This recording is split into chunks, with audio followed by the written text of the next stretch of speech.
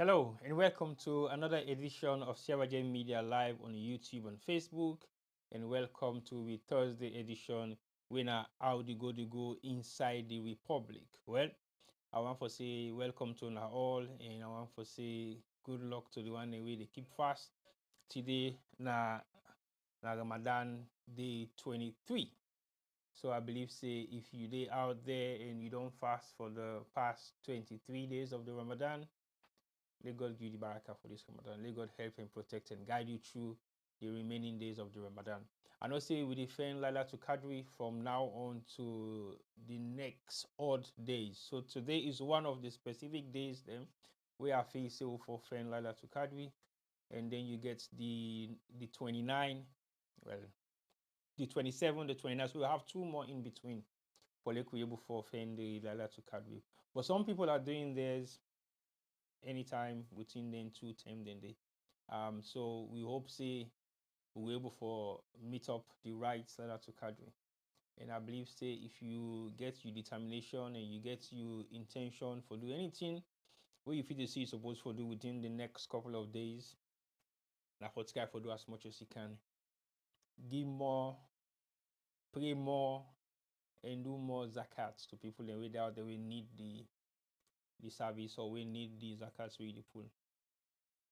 I want to say welcome and thank you to now all for watching us. Today we are back here with another edition of How the Go Inside the Republic.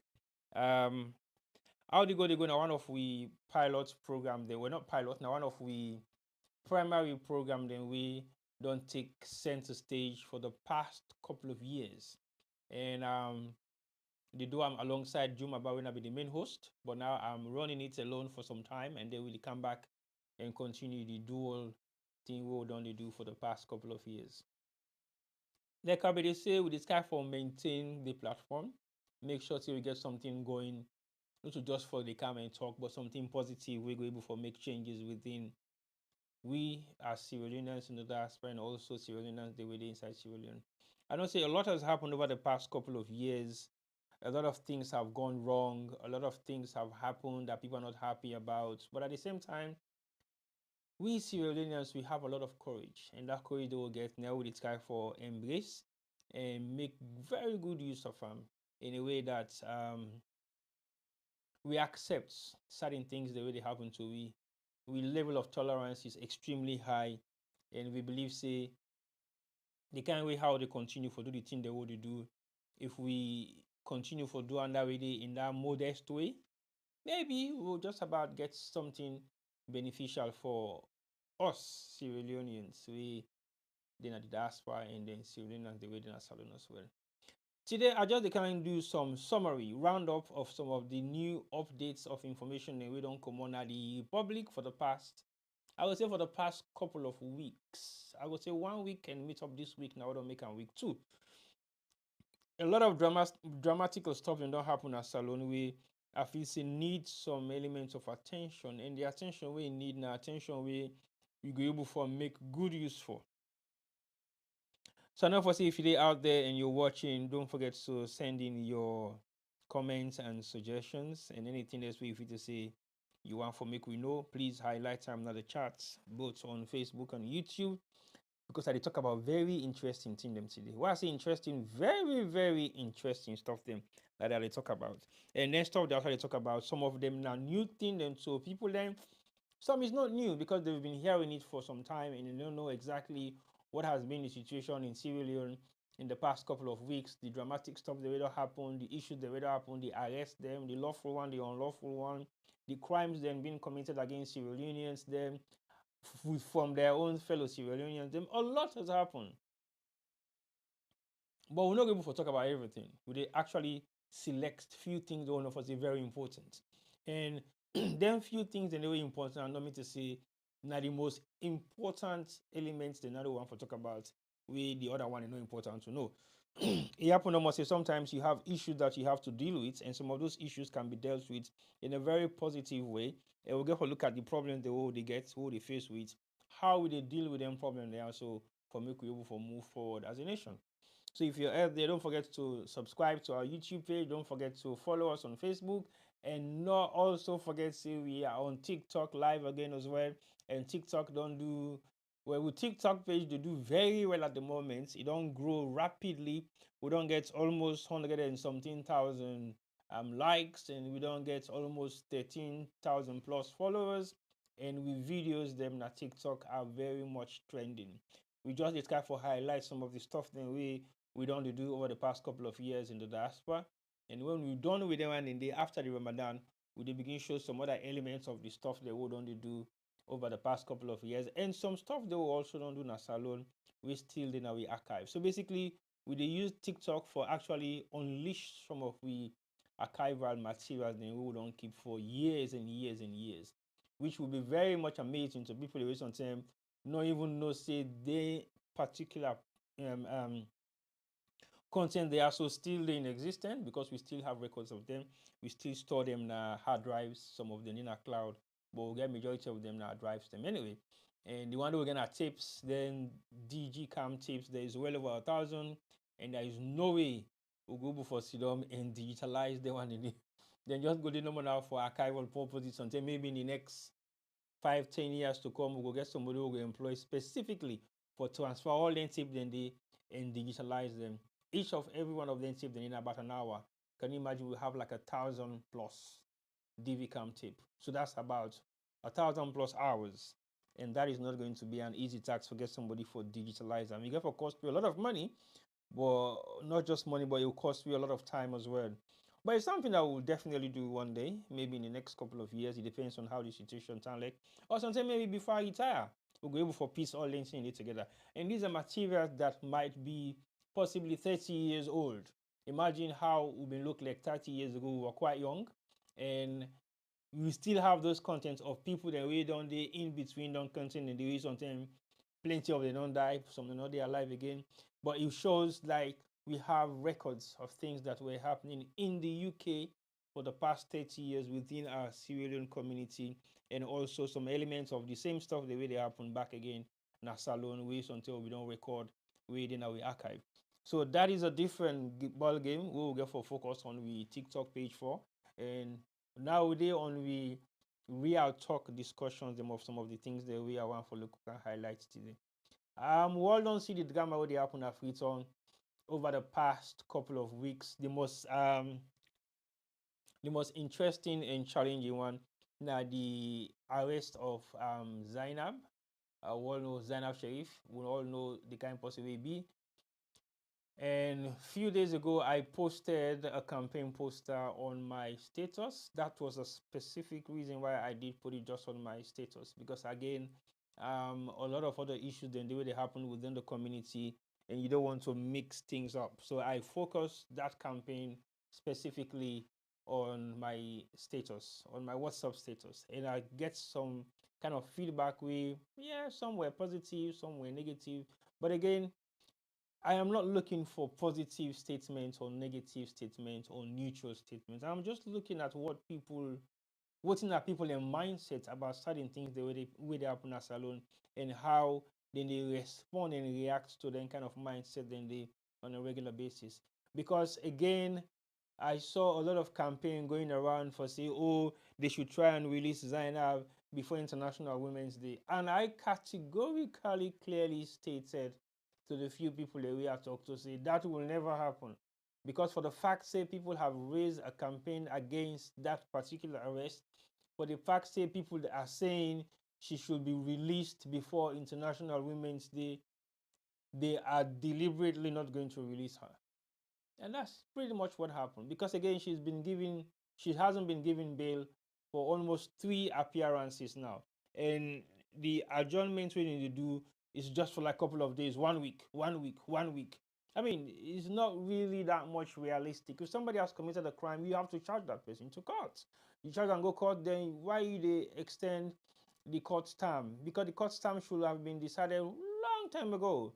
I mean, this is something that she said, whether she is correct or not, but does not warrant the amount of time we don't know all I'm in captivity for. Again, we've seen a lot of stuff happening in Sierra Leone, specifically in Freetown. People the way they abuse office, people they abuse their power, people they say things their way very demeaning to certain individuals, people they say things their way not realistic, when you really not able for certain things and get away with them. But guess what? Some people do. Some people do get away with murder in Sierra Leone. Some people do get away with things that we me and you two no go ever think for doing our life. They get away with that. Okay. Zena must have been maybe a prominent figure within the entertainment landscape. Yes, we all know that. And we know how mouthy she can be sometimes. And we all know how determined she can also be sometimes as well. But Zainab has grown up in an era where people still haven't been able to question that era. And that specific era in Sierra Leone has created a huge amount of concerns where Sierra Leoneans then still they neglect, then they ignore them, they need to take them seriously. They thought it's a joke. They're looking at things like, no, that didn't happen. It's not real.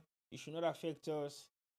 And that era is the war, is the aftermath of the war era.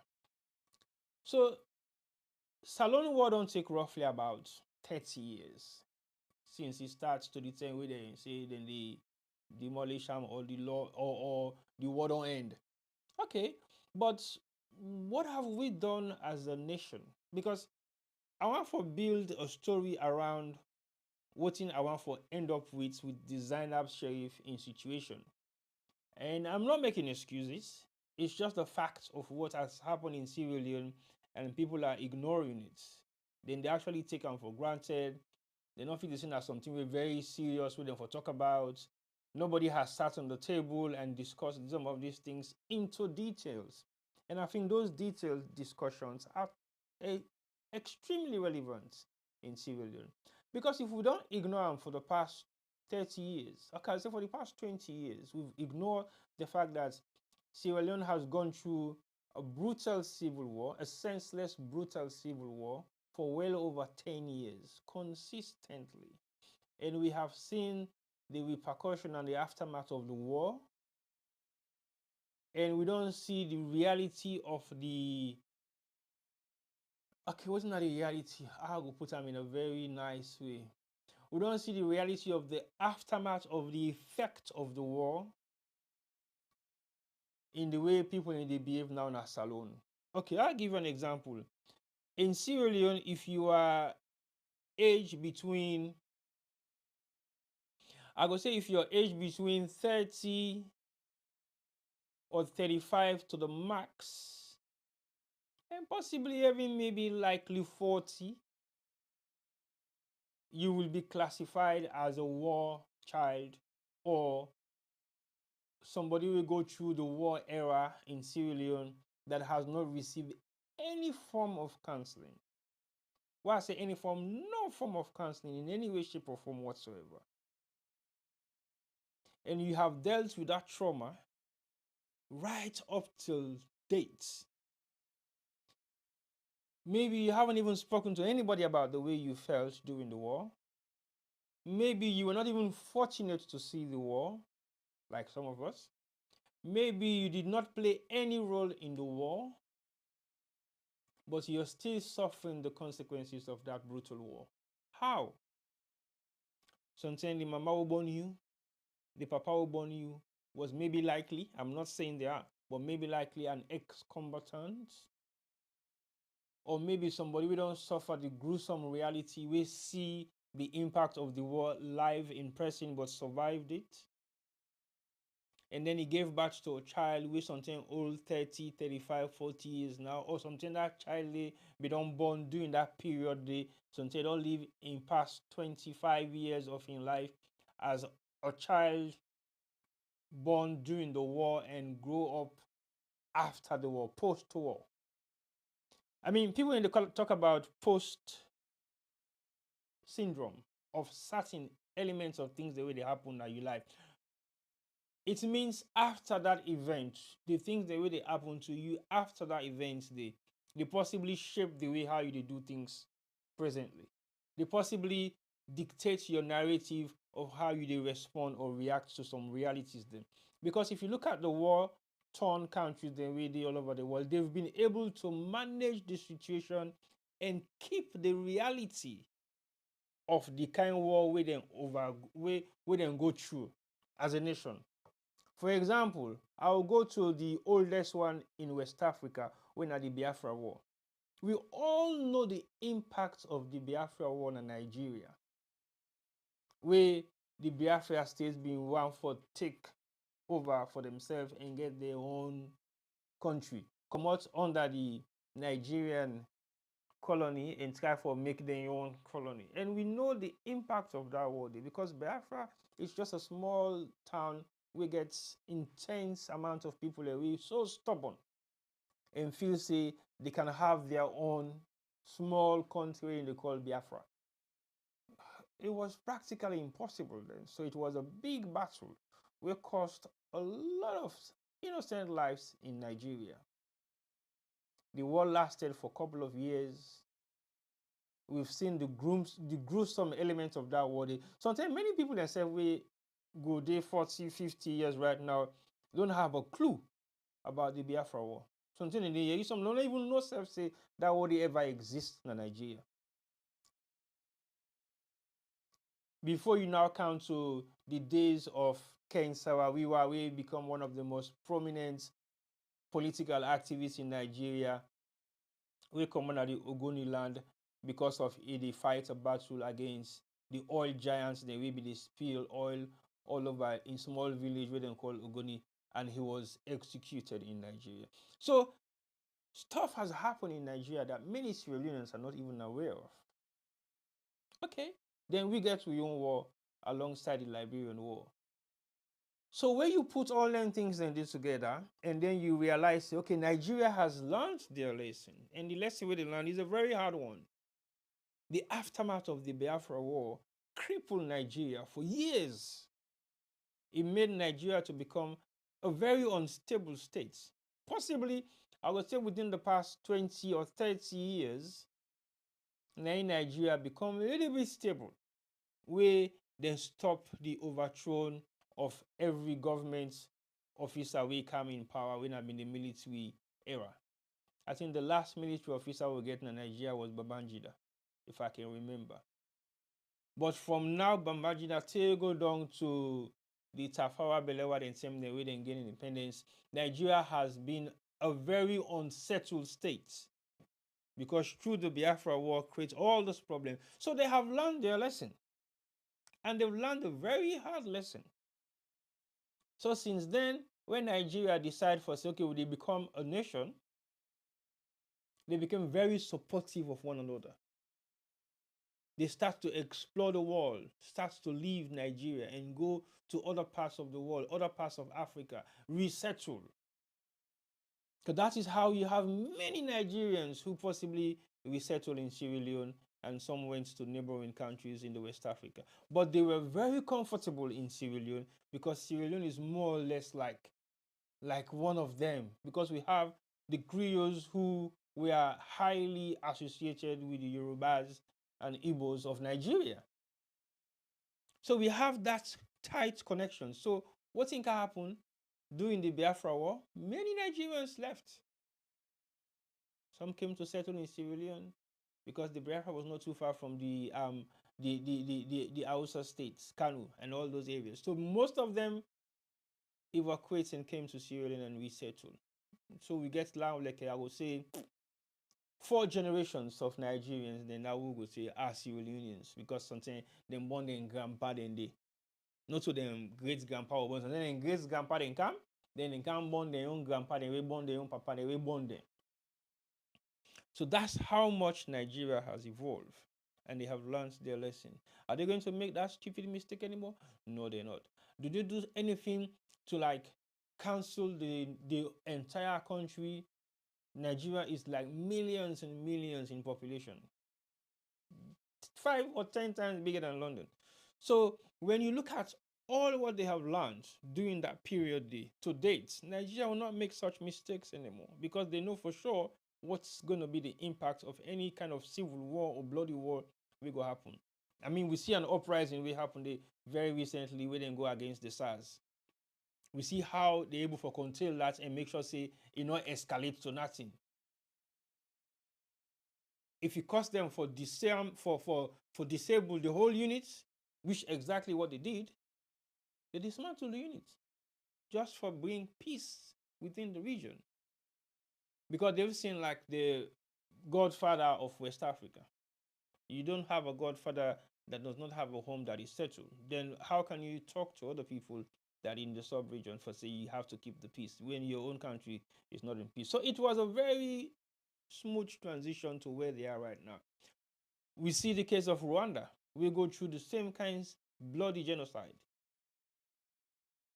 They've learned their lesson and then keep the remains of the brutal and gruesome ethnic cleansing of that particular country. The museum, they built a museum where they keep all those human skulls, put them in shelves for people to see. Yes, this really did happen. There was genocide here. Not long ago. Not long ago. Not long ago. And they've learned. So if we are Sierra Leoneans, and what have they learned in Rwanda? They've learned to accept the fact that this really happened, and they kept the history of the genocide. They did not wipe it under the carpet and like it never existed. No, they didn't. They keep them, they maintain them, and then they remind people of them every other year. For say, this happen, oh, and that happen. That's so it happen. Now this way it happen. So we all know. We all know say the genocide happened. And it happened for real. So what lessons do Rwandans learn? They learn, say, we for accept and take responsibility for our actions, whether negative or positive. We repent and apologize to each other sincerely, and we move forward. Salone sit down and get Truth and Reconciliation Committee for local talk peace, blah, blah, blah. Okay, the war done. They don't actually end them. Officially, it has been ended. Then they don't try for bringing comeback child soldier into real life. But these kids were not cancelled. They're not getting any form of counseling for me to be able to rehabilitate them properly, for take the mindset of the war away from their mentality. They were left in the streets of Freetown to roam around just the way they feel like. And now some of them picking in the, we sometimes maybe be old 18, 16, 14, some 8, as small as maybe 7. Now they don't born picking and so. We sometimes old 20, 25 years now. That's 1. 2. Now they don't born picking and so we sometimes no old 40 because they say sometimes we don't at that age day. Some of the picking them will not even know whether they were rape kids, because so many women were raped during that period. We don't know whether some of these kids were being, we are direct siblings of their own family members. A lot happened. A lot happened in Sierra Leone. And we are still in denial. Because they want to be old 25, 30 years right now. No, nothing but that word. They're not even seeing it. They're not even, they're in a film. It looks like a movie to them. So in the case of what is happening now in Sierra Leone, the true reality is the fact that all this problem what they get with respect not there, value not there, integrity not there, it don't become extreme, because we still get people that who they deal with, we don't know the value of human life, because now the people in this one, so we don't exist during the war, we survived the war, we see how brutality was perpetrated to Sierra Leoneans, then we see we are in Cotsman and food. Some of them are the actual people that will participate in this action. Some of them are the people that will possibly point fingers to people that will then they accuse, say, then are rebel or then are rebel collaborators, or then are military men that will be the first against the rebel. So a lot happened. And we still haven't been able to counsel these people. We still haven't been able to know their mindset. Why or how are they thinking? Are they thinking positively? Are they thinking wisely? Do they have recollection of some of the things that they have done? Have they been told how to get over it? No, we don't even know. I want like somebody tell me whether are the only, well, if we get, because now Dr. Naim have been the only psychiatric doctor who we ever know for this alone. Is there any other? Because some of the mental homes they will get in a salon are not really, some of them are not supposed to really be mental homes. They call it house of rest. But are they really supposed to be house of rest? Because some of the people already there, yes, we know they are mad. Have we actually looked at their reason to be mad? At the moment, there are so many mad people in Syria anyway, they're working at these kids when they even know what side they go to and they do. They wake up in the morning, jump in the streets. Don't even know their head from their tail. Don't even know what they're doing. They're just there. They're just living. And it is not survival of the fittest anymore. It's extreme brutality now in your face, survival of the fittest. There's a lot of kidnapping happening. There's a lot of armed robbery. There's a lot of rape. There's a lot of abuse. There's a lot of sex content being sold for money. A lot of stuff is happening. Drugs, you're not good for talk. Solo could just left. There is a lot of stuff happening right now in Sierra Leone where I believe, say, if I say 60%, sometimes people they might be thinking that I am exaggerating. But Sierra Leone is a traumatized nation. If you not believe that ever in your life, believe it today, that Sierra Leone is a traumatized nation.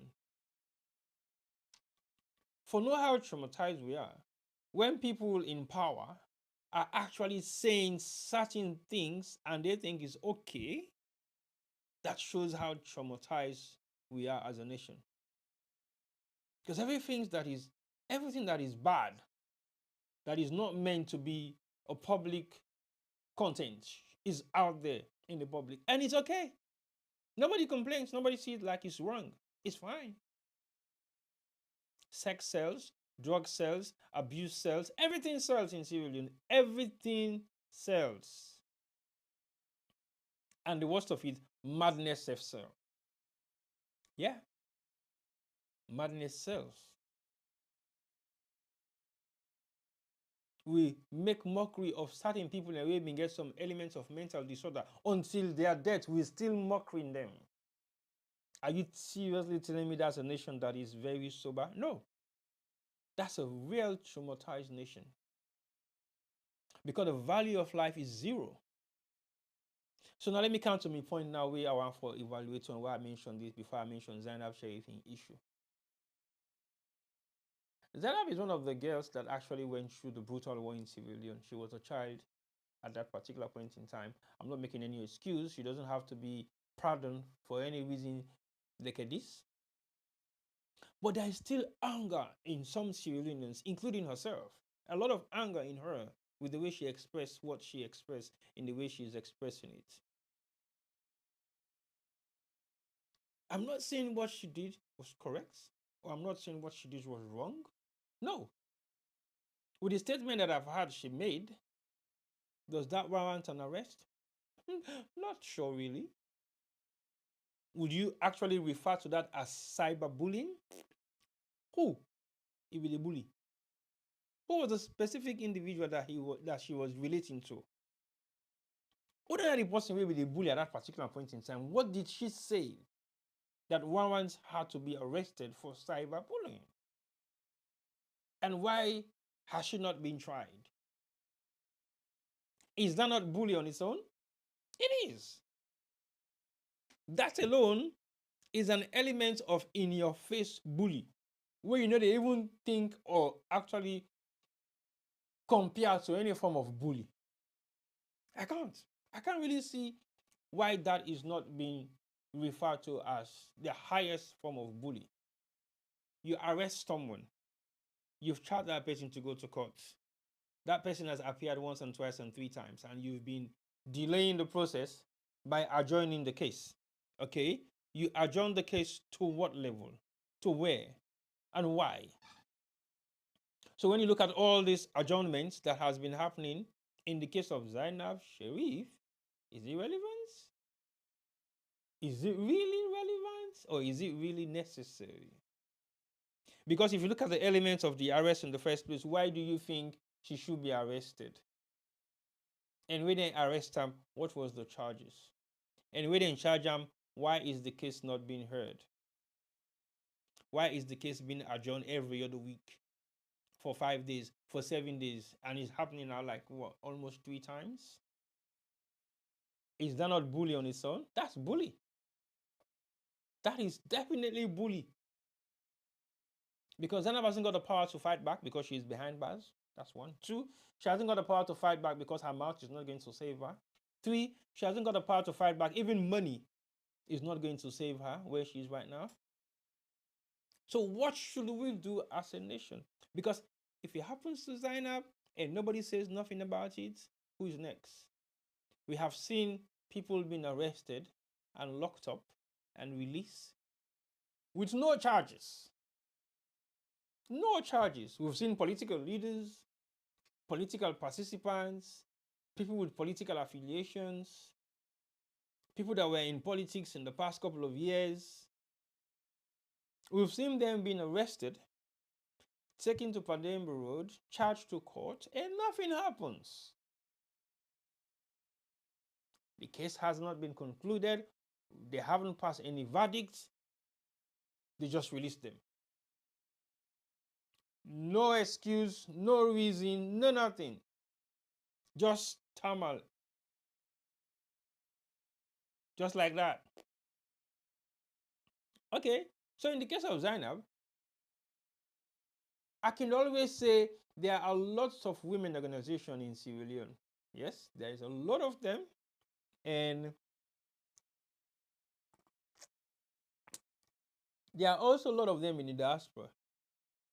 Sierra Leone-led organizations in Sierra Leone, well, Sierra Leone female-led organizations in Sierra Leone, and Sierra Leone female-led organizations in the diaspora.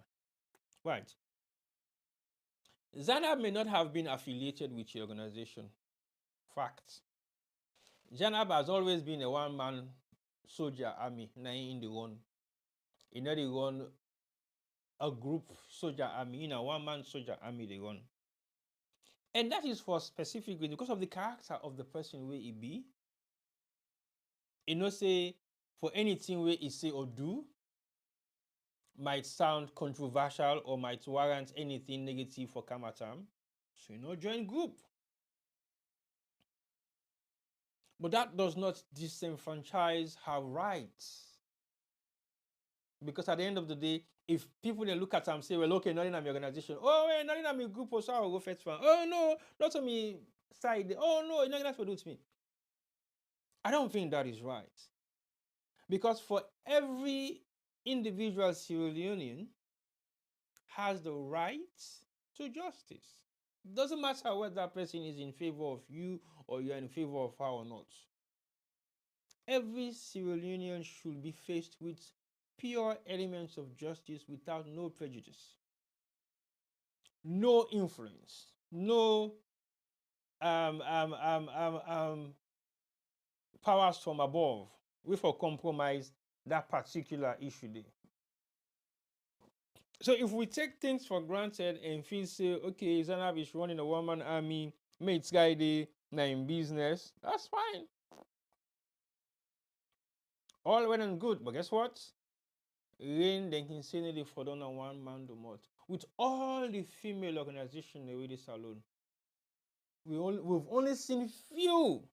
When I say few, we don't make small noise. And the one way they make the noise for Zainab is the opposite sex. Now the man they see more effects on in case. I think I'm online almost every other day, but I don't see much on female organization or individual gender groups the way they make so much noise about somebody where they want for capitalize on in demise and create content on them.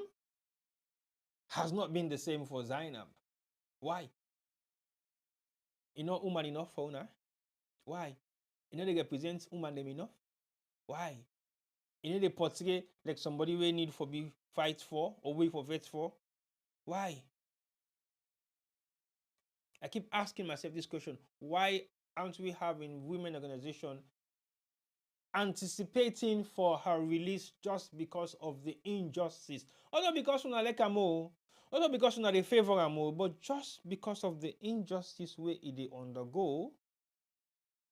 For give una that kind enthusiasm, they say we need to seek justice for any woman that has been taken advantage of in civilian. Not a content related issue, the no more woman them for the focus on. Because that's how I see it. That's how I see it. God forbid, Astafulai. If they rape one man right now, na free tongue, Astafulai. Can't see all the woman organization them. Now they tell you they flag them program them, they tell you they flag them social network, they tell you they flag them platform them. A rape to one woman is a rape to all. Yes. Definitely we agree. But why can't an unlawful arrest to one woman is an unlawful arrest to all women? Why? Why can't that be the same? What's it making not going to be the same kind of realistic measure? Because the yardstick one that they use for measure that crime is the same yardstick you should use to measure another crime. There might be two different crimes, but it should have the same kind of response and momentum. So to me, as much as I have worked with women so much in my life, but there are times when they let me down. They let me down big time. Big time. Big time. Because in some of them, the organization that's when they run, they should be able to facilitate, galvanize, mobilize, and stage some amount of concern for an unlawful arrest or for an unlawful detention of their fellow women, regardless of their link or association to that fellow woman. I think it's wrong. It's totally not right for female organizations in Sierra Leone just sit back, both in Sierra Leone and in the diaspora, just sit down, lean back, and then fold their hand. I don't know, me, I need to go first for Zainab. Zainab too fitiai. Now Zainab one game fitiai na Salone. Honestly speaking, now Zainab one game fitiai na Salone. Now Zainab na one game wood na Salone. Now Zainab na one game they talk free talk na Salone. Let's be honest. Let's be really honest. Although you flimsy excuse them, flimsy comment them, flimsy report them, flimsy statement them by prominent women in Sierra Leone, and it's both case. So if now could make comparison and begin name names, so we'll name names and we don't say things that we're very awful. So people that way she done her office, or very awful to them fellow women, or very awful to authority. But nothing happens. Nothing.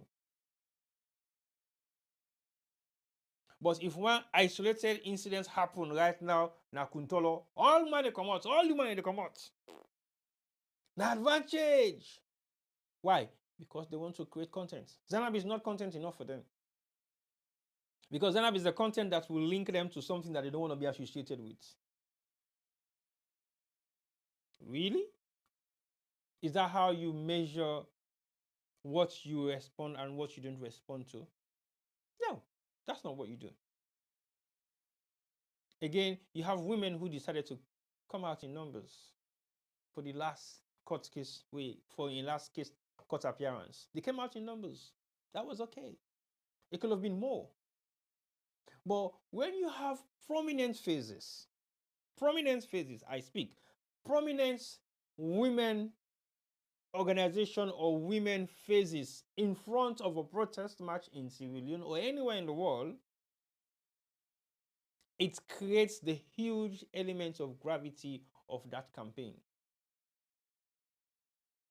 Because they go just give us to them poor man. They say, but no, una idol. For looking to go to sorry na market, una the cancel of a camp protest for Zana. But you na idol. Now one another work for do.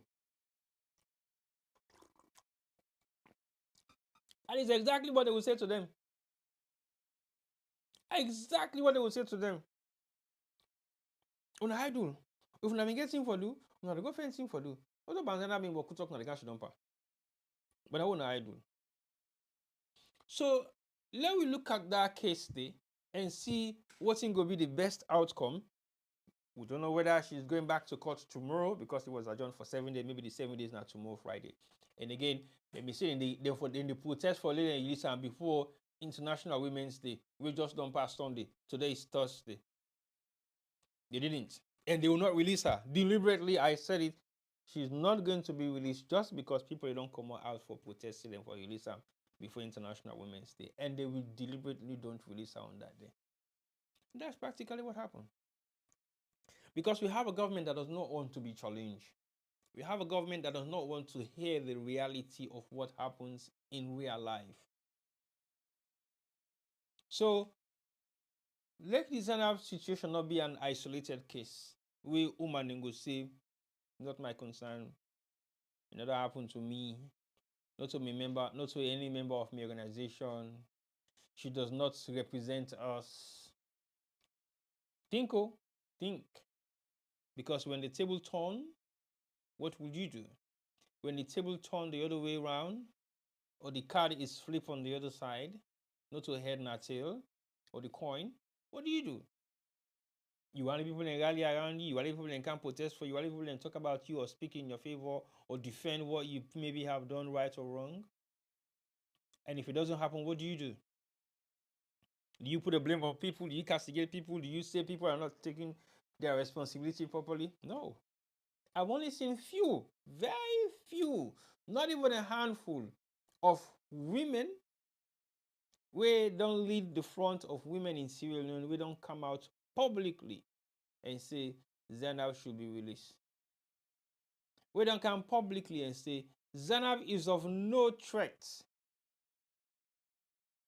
for Onarina Salone. If she holds another passport, I don't know. But as far as I know, Zainab has lived her life for the past 20 years or so in Sierra Leone.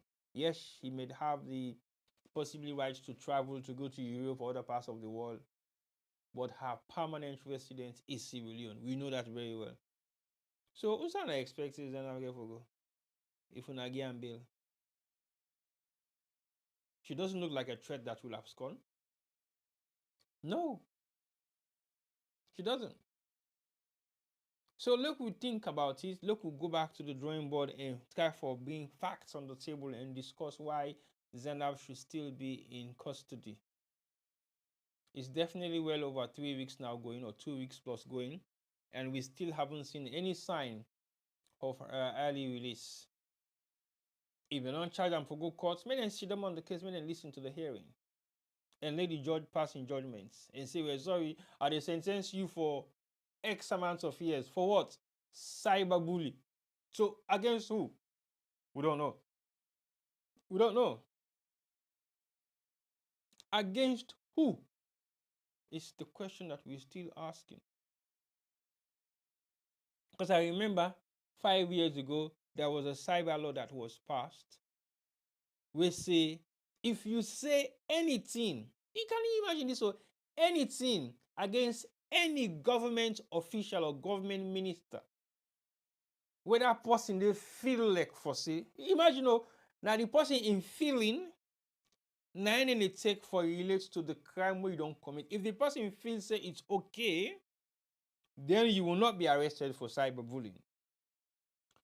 So the arrest is based on the individual when the government official in feeling towards that particular thing where you don't say or do, then will make you get away of not being arrested. That's the clause where them put alongside one of the clauses them for cyberbullying. Can you imagine that? So we not for even make any government official feel upset. For talk say, but set you much now, but talk the talk so. That's cyberbullying. They will arrest you for that statement. Wow. Because the person where you make that statement it was felt uncomfortable. That person was upset by the statement you made against him or her. So you'll be arrested. That was some of the clause of cyberbullying. So look, we think, is that the nation we want to sit and watch and see what happens and nobody says nothing? Especially women organizations don't want to put the fight up in favor of Zainab for say yes, if you commit a crime, una go sit down for the hearing. If una get for find and guilty, una charge am, or una pass a sentence or pass a verdict against am. Simple. But the adjournment of the case every week is just a delay tactics, just a delay tactics for keep and there as long as they want. Because when they adjourn your case for another 7 days, you go back to prison for 7 days. If they refuse you bail, bail is free. Bail in Sierra Leone is free. It's on record. It's not just on record. I worked on the first bail is free project put together by advocate in Sierra Leone, another female organization where they deal with female prisoners them, now special courts. Because people were refused bail so much that a couple of lawyers decided to come together and actually set its bail is free. And the Anti-Corruption Commissioner, the Inspector General of Police, and few more stakeholders were part of that campaign when it was launched. And SGM Media run that campaign. We put that campaign together. We edited, we filmed, and we put together that particular campaign that highlights the fact that bail is free. By then, Munu was the Inspector General of Police, and JFK was the Anti-Corruption Commissioner. That was a long time ago. Then they refuse people and bail up till date. Come on. Come on. For a citizen that lives and resides in Sierra Leone, you want to go in passports if you want to run away. But bail is free. It should not cost you nothing. Nothing. So that is the Sierra Leone we live in today, where bail get for big compromise. So what's the point of putting all this legislation together if you're not going to execute them in a proper way? It doesn't make sense. It don't make one sense. So let's think about the Zainab situation and see how we go sit down and watch somebody is being taken advantage of because of emotes. Now talk no more, he talk. And they not tell you who that he talk against, because that was a blanket statement that she possibly made. And now she's been arrested for what? Cyberbully, they said? I'm not even sure. Okay, let's say cyberbully, because there is no case. The statement she made not don't put anybody in life under threat. The statements we make not don't make anybody feel like for say they die tomorrow. The statements we make not don't make anybody go insane, get a mental problem. And they go arrest them and keep them for almost 2 going to 3 weeks now without any further information being given towards the case. Come on. That's not fair. That alone is bully on his own. And no one knows for snap for faith for her. In her defense, yes, she might be saying, I don't want nobody talk for me, let them beg for me. You don't have to plead for her release. You have to request for her release, not plead for it. Because when you plead for a release, that means you accept, say, yes, she has committed a crime. What crime has she committed for making her go beg for a release? No. We don't have to pardon or ask for pardon for her to be released. She should be released and attend court. And verdicts should be passed on her, whether she's guilty now or not guilty. But there's no point for Olam in captivity and then they adjourn the case every week for another extra days, extra 5 days, extra 7 days, extra days. Come on. Let's be realistic. In a civilized world, the only way they will refuse you bail if you are a threat to abscond, if you are a threat to society, and it depends on the nature of the crime where you commit. Then they will refuse you bail. So look, we think, because if we not think and we just go by the gun and say, yeah, and something that happened at Salone, look, we accept them. Disaster is coming. I'm not predicting disaster, but You have a nation that is fragile. You have a nation that is so traumatic. They are traumatized because everybody in Sierra Leone possibly will act like a zombie at some point, walking down the street, not even outside to go, pass it up and say, buddy man, but you know you see, sorry. Subconsciously, people are just walking like zombies, don't even know their destination. You wake up in the morning, you hold cola. Okay, so it's not better. You wake up in the morning, you hold razor blade. That's small tree. Are you really serious? You wake up in the morning, you hold something with what? It's only people that way they think. People that way really traumatized, and nobody grab no money. They say and go sell a razor blade. Razor blade. Put on a tree. They pass with them all day. Lost fully. These are young people, young kids, young boys, young girls. Now, so some of them, they get abused every single day in their lives by pervert men. We just don't know Salone. They wait for their kind of opportunity and they for making knack in the mouth. That's all they do. That's all the life. That's all what they know. Maybe that's all what they've done in the past. Or maybe that's all what they've seen. And nobody has told them what you have seen, what you have done is wrong, it's not right, it's not okay. But guess what? There is nobody to tell them it's not okay. There's nobody to tell them, oh, look, you don't look, you talk about this stuff that will happen to you. No, nobody cares. So we left a traumatized nation for heal on its own. We're practically impossible. You have so many Sierra Leonean experts in this part of the world. We get some elements of mental health qualification. Why can't we just get them to go to Sierra Leone and dish out some kind of counseling for people in a way sometimes feel traumatized? Yep. And also with culture, we are not geared towards that.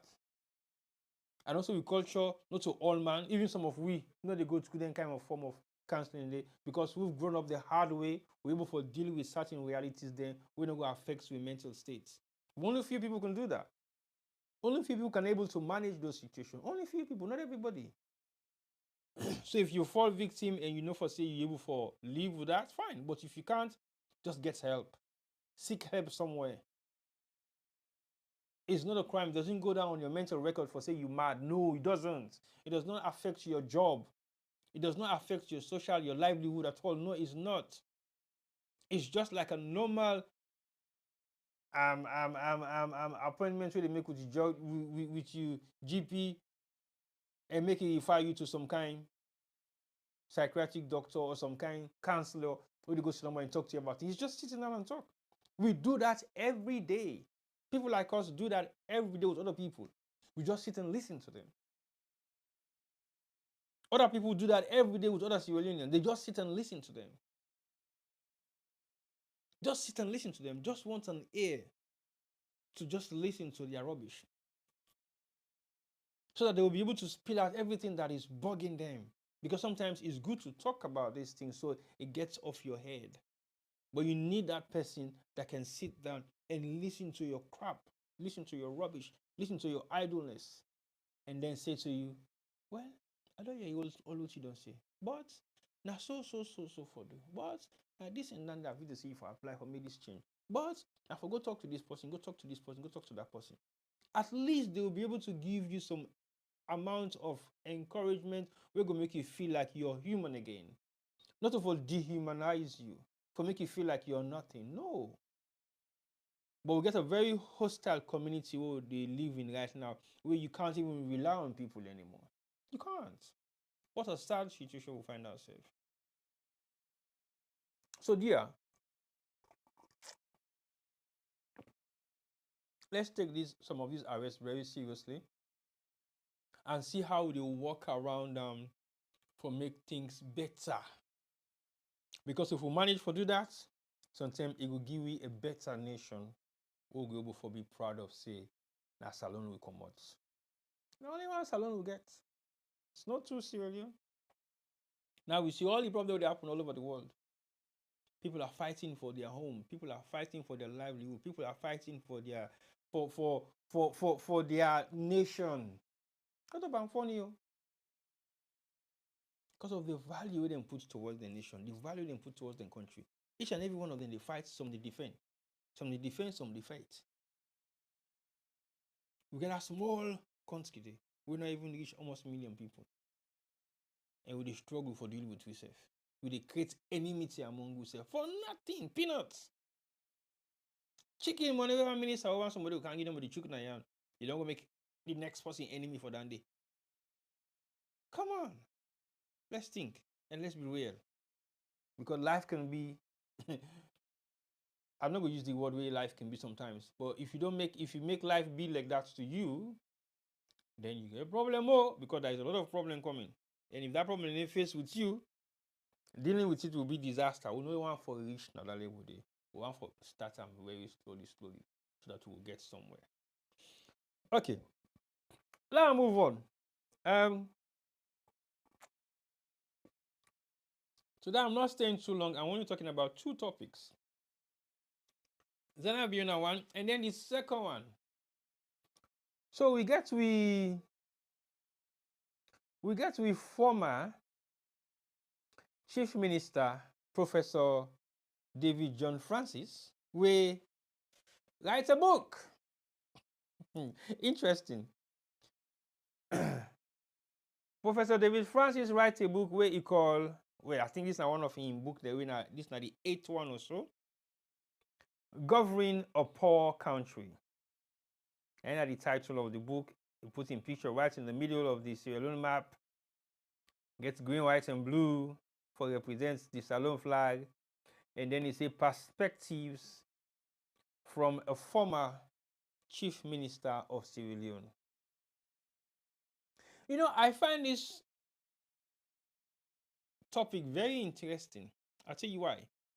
Because I saw a couple of interviews that we don't do at various different radio stations for promote the book, I guess, yes.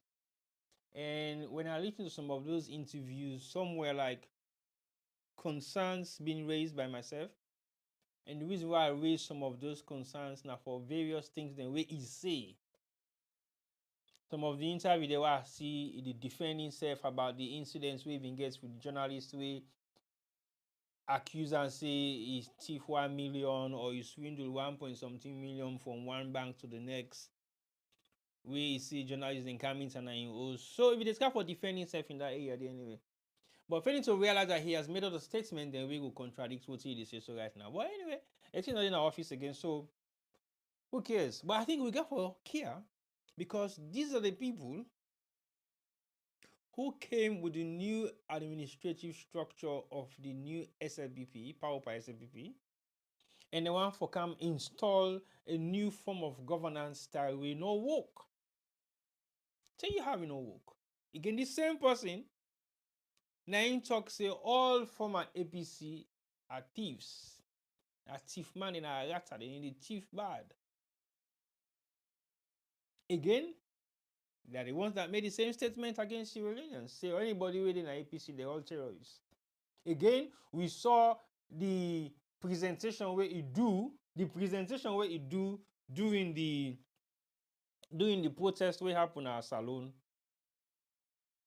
That presentation, it was one that he made in front of the international communities on a PowerPoint presentation on a screen. We show people and we carry AK-47, we been there at the riots group, then we been the shoot against police officers. And end up for Likibi say this was an artist, we be done die a couple of years ago, we brand AK-47, some Nigerian guy. He backed down on that. So this not the same person we say in the select government officials are not thief. But you can thief 1% or whatever percentage you see for thief, and then you do the work with it. So he officially legitimized stealing. This is the first chief minister after 19 something we then last get chief minister in Sierra Leone.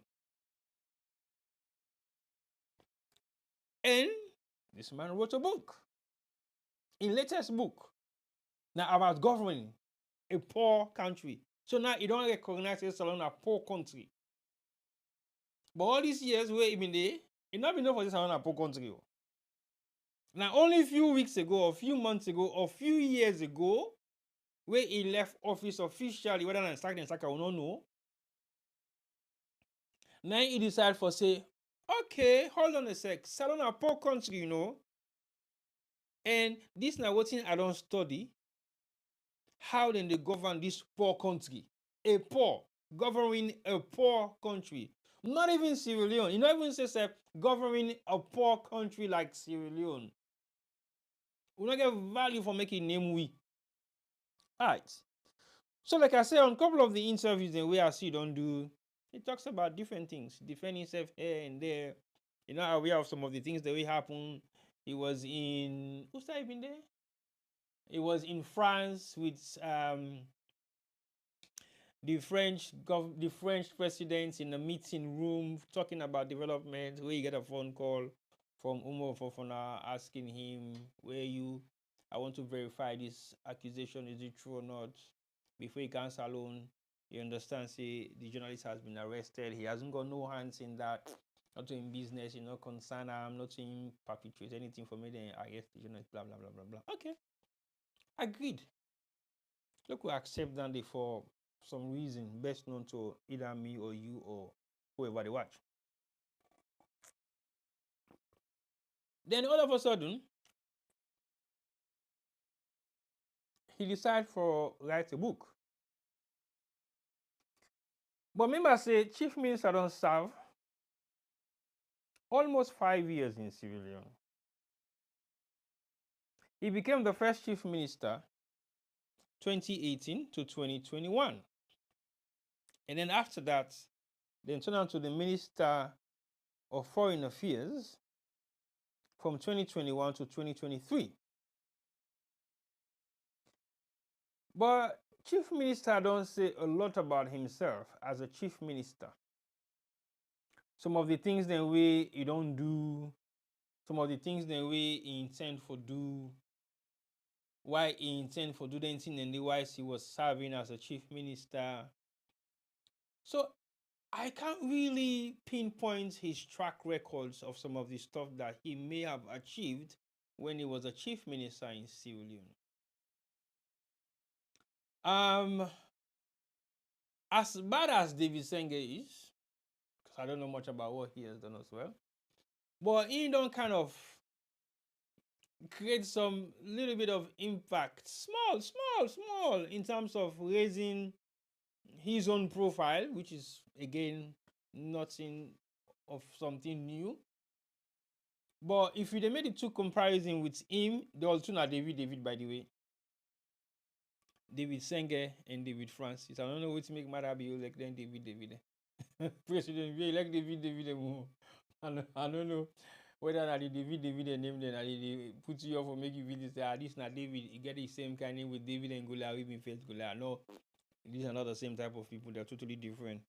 But it looks like you get some kind of crush on the name David. Okay, I'm going to do a few analysis right now, and then maybe, just about maybe, play some of the audio courtesy of AYV interview where Chief Minister do for launching book and the reason why it is justifying book. So I go come to YouTube and play some of the audio, not just the audio no more at the play, so that viewers then go listen to the audio of what in Chief Minister be the highlights during this interview and why I need for talk about this particular interview we do at AYV. Because it's very important.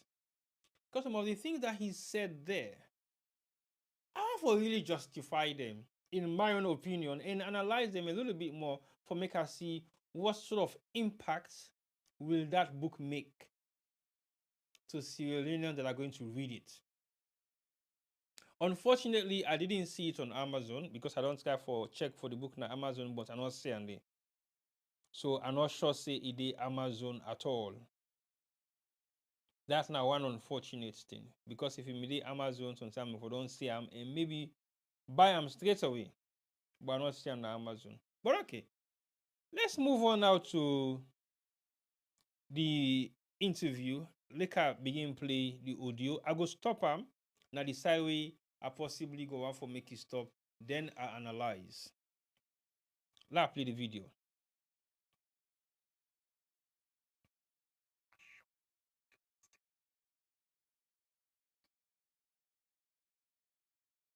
Is the video ready to play now?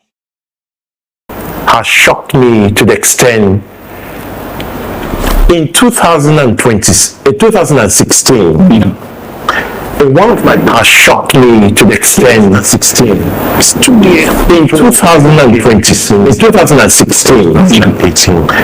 one of my has shocked me to the extent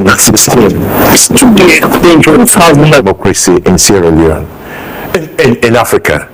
And there is a chapter on the social contract between those who are elected and those who are supposed to serve the people, the governor and the governed.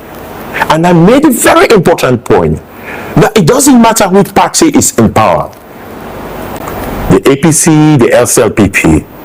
The challenge is the small ruling and governing elites who informalize, hijack the state governing institutions.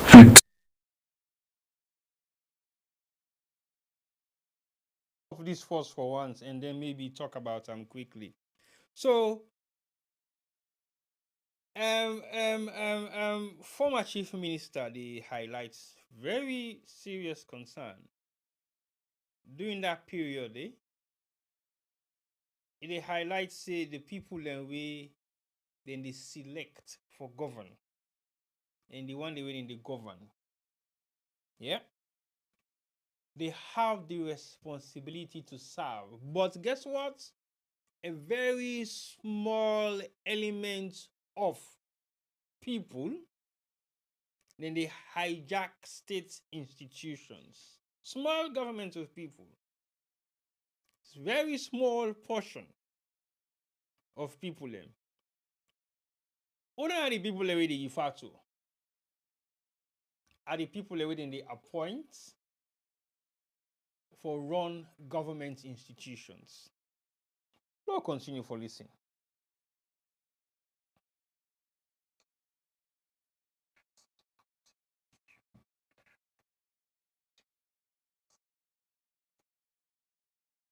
Answer, you are a Sierra Union. If I hold public office, do you think the state governing institutions are going to serve the transparent political and economic governance of the state interests, or will it protect me? These are the issues. But again, the question is not even just in Sierra Leone. In Nigeria, in UK, in the United States, in Europe, it has happened. We see it always. We informalize, subvert, hijack, and privatize the state government institutions to make sure that they don't serve. In statement is clear. It says we hijack, privatize, and make sure that these state institutions don't operate because they are making it their own entity. Now, this is a former chief minister talking. Yep. And when he took office in 2018 to 2021, exactly what he talks on I do. Exactly what he talks on I do. So basically, he marginalized the institution where he be the governor, and he was the leading person for the transitional team from APC government to the new SLPP-led government administration. So he was in charge of the transitional team where being supposed for do that smooth transition. You telling me whether we had a smooth transition in Sierra Leone during in term of office where in have been the chief minister? You tell me if you actually believe say there was a smooth transition.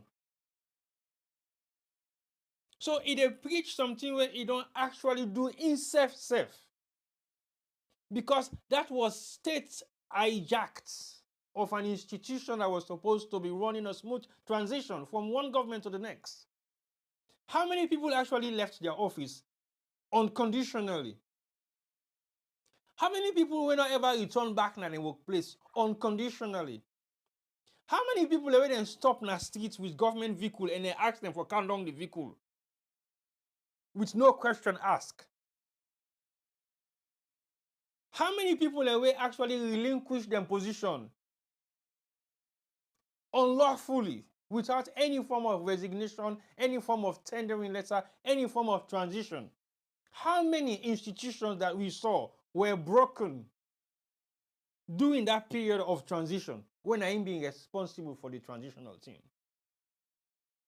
And then they write a book now for tell we say these institutions have been hijacked by small individuals. We're in one of those small individuals. Are you really thinking? This is somebody calling himself a professor. Then they can lecture we now. So for something where himself don't perpetuate to civil unions. Not long ago, this is just about 5 years ago, because he serves in two capacities. As a chief minister for 3 years and then as a foreign minister for 2. We don't know whether he was sacked or he was relieved of his duty. He disappeared for almost a year and then he came back and surfaced. And now that he don't surface, few months ago, he has released a book. So now he can't teach we about governance when he don't serve and don't manipulate and don't I know we'll use some kind of word and also because we all see what happened during the transitional period from APC to SLPP government. You tell me, if you don't dare free to, or you don't hear it, or you don't see whether this transition was a smooth transition. And who was in charge? It was Chief Minister David Francis. Did he hijack the transitional team? Yes, of course. What were his statements towards APCians who were serving in public offices? We all know what he said. What are the actions of some of the things that he put in place? Where they actually harass APC officials, they when have been government officials, civil servants. It's only during in transitional team, lots of civil servants lost their position. These are civil servants that are serving the government. They are serving institutions. We don't belong to no political party. Whether a political party that are appointed now or not, but these are civil servants who were serving. Up to drivers lost their position. Why? Because they were political appointees. Do you call that a smooth transition? Or a hijacked transitional team? And who hijacked that transitional team was the person who was in charge. And who was that person? Chief Minister David Francis. Then they lecture we now so. They lecture we about governance. Yes. We'll continue for listening.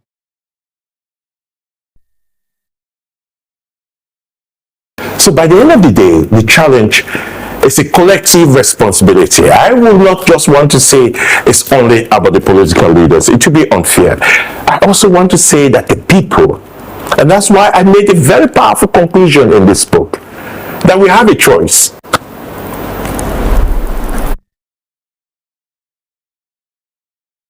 A very powerful conclusion in his book. Listen to his words carefully. A very powerful conclusion in his book. And it is a joint responsibility of people taking responsibility of their actions. And what are those responsibilities of their actions? That the blame should not be just put on politicians alone. Politicians are one part of the people that should be responsible. The people, the fourth estate. Basically, he's talking about the 5 arms of government. They should all be accountable and responsible for institutional hijacks by small sectors of the elites. And let me continue for listening to the outcome of this particular, because this interview was very interesting. When I was listening to it, I'm like, whoa, this gets some serious elements. We'll continue. To look to electing competent, professional, patriotic, well-meaning Sierra Leoneans who understand governance, minister and a man. Oh my God. Chief minister and a man plus. So now, it they talk about people and way for serve, how they should be elected. They should be competent, qualified, well-meaning civilians who have the capacity and knowledge about governance. This, not to me say, that what in chief minister say. So, in conclusion, with what he don't highlight earlier on, say small people of various different corners, they hijack government institutions and political offices and XYZZZ. So now for that reason, it puts together, it compile a powerful testimony of how government should be run in his book.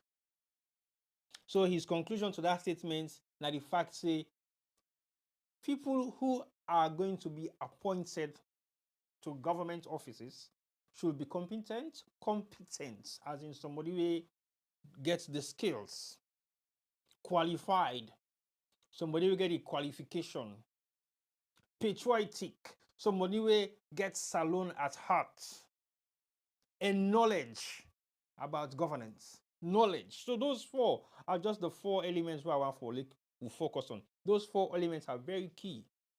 Now, you tell me, during the transition team and during the period of transition from the APC government to the new SLPP government,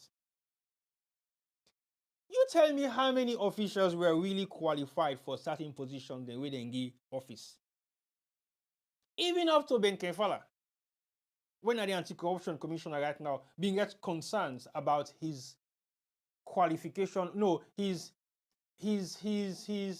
authenticity for become the anti-corruption commissioner. He was not fully qualified because he don't meet certain criteria where they give you the right for me to appoint you as anti-corruption commissioner. So basically, it don't flawed in those statements first. Now you tell me how many patriotic civilians are in governance right now where sometimes it facilitates their appointments. Tell me how many patriotic civilians the way sometimes it don't facilitate their appointments where actually patriotic to the cause of civilian. Show me one or two. Because we already see the outcome of what's happening right now in governance. And these are the people that he possibly recruited. Because as the chief minister, he was responsible for the administrative structure of running government. Every ministerial position or ministerial ministers was accountable to him. And then he related to government. I mean, as he related to the president. So he was the second in command, even bigger than the vice president. And we all know that. Because everybody was reporting to him. Because he was the chief minister. He was the chief of all the ministries in Sierra Leone. So every ministry reported to him.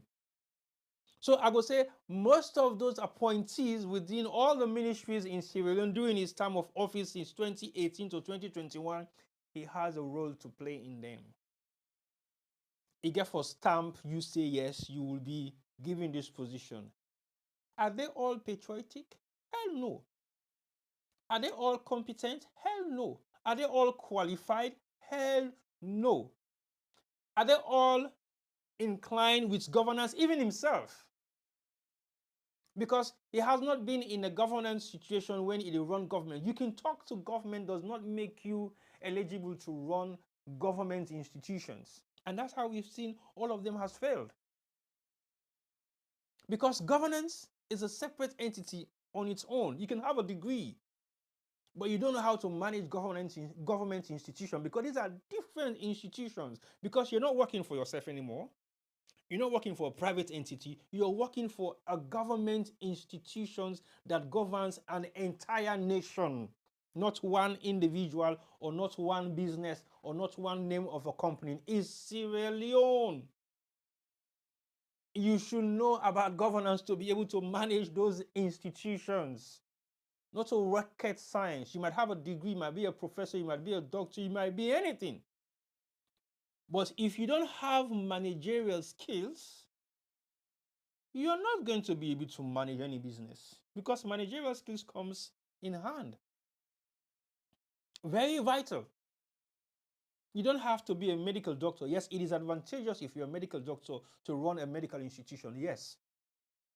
But if you have proper management skills, you can run a medical institution, because you know what to do to piece together the right individuals that you can bring in one office setting to be able to manage that institution. All you do is just manage them, manage their affairs, manage their ins and outs, manage their procurement, manage what they need, manage how they administer stuff. That's all you do as a manager. It will be advantageous if that's your career path, yes.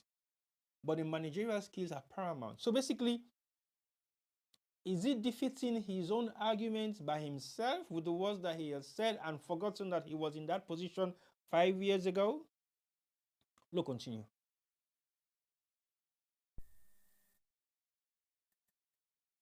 And can deliver for the people, or to continue the status quo, business as usual, electing leaders who have no clue what governance is about, what managing a country is about, but for them it's always about new patrimonial accumulation. Whoa! Well, these are the biggest part of it all. Right. I don't know whether state institutions have actually sat down and listened to this interview, because it's very serious. Now, I'll tell you why. Because if state institutions have actually sat down and listened to this particular interview, then we should be talking something different. Because this is an indirect accusation of powers in power right now as we speak. And I will reverse and back again, make the statement for the second time for those of you that may have not heard what he said. Now go back to maybe a few minutes back to the interview. Manage, or to continue the status quo, business as usual, electing leaders who have no clue what governance is about. So you hear that?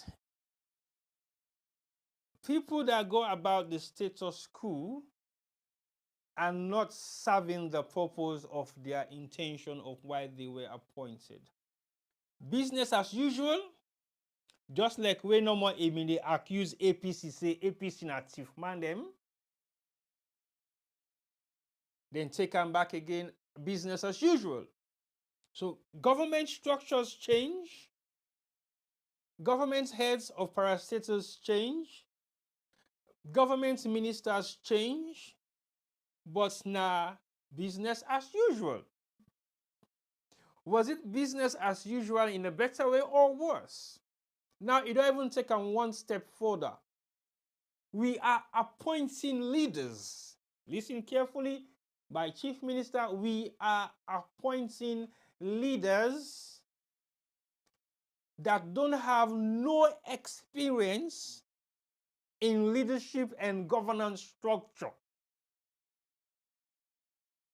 to serve in our country. Think about it. You feel to say whether a particular statement need to go for. You decide. Let's continue. Usual, electing leaders who have no clue what governance is about, what managing a country is about, but for them it's always about new patrimonial accumulation.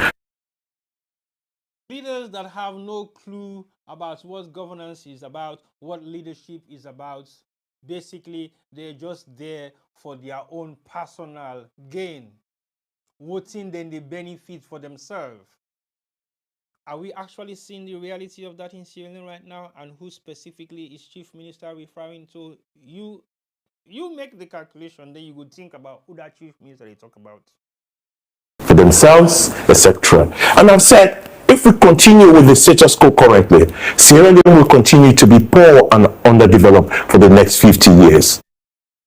If we continue with the status quo as it is right now, as this is the current government that we have in Sierra Leone, if we continue with what is happening now as business as usual, for a poor country like Sierra Leone is going to be poor for the next 50 years. Think about it.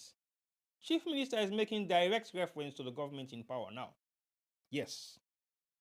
And he don't make a direct statement say the government in power don't have no clue of governance, of how to rule a country. Yes. Based on his statements, he has made it clear. For say, we dey elect people that we not have nothing but governance. For lead we country.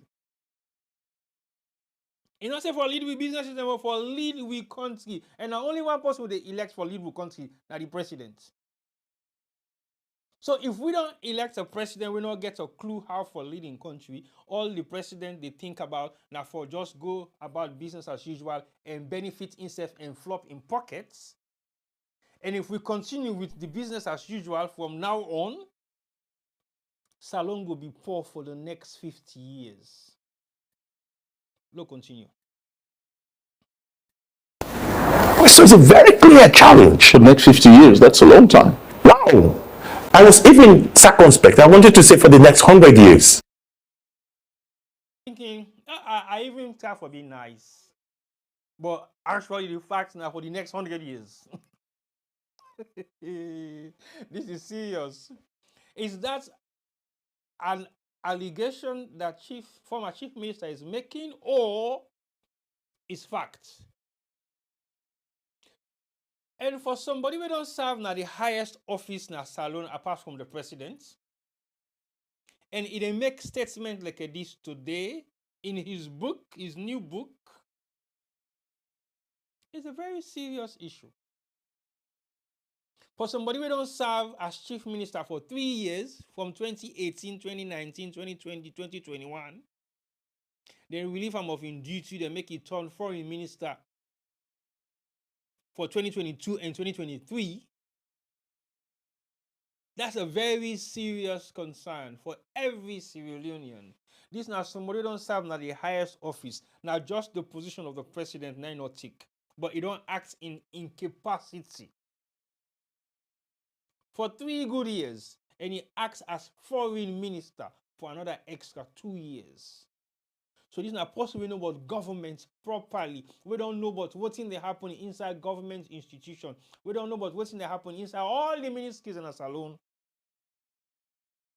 Not to 1, not to 2, not to 3. All the ministries in a Salone be under an umbrella, and I'm in charge of the ministries in a Salone.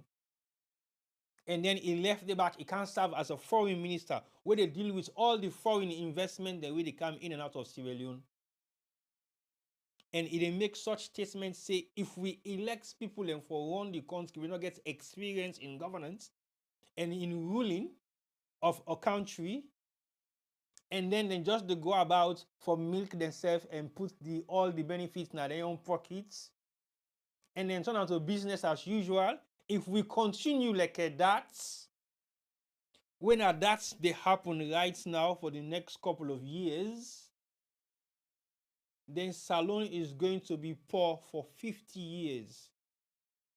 No, it's sugarcoat and stuff. You say 50 years, you just can't for make a nice no more. But 100 years, that now, way gone, where we go down, die, don't go far.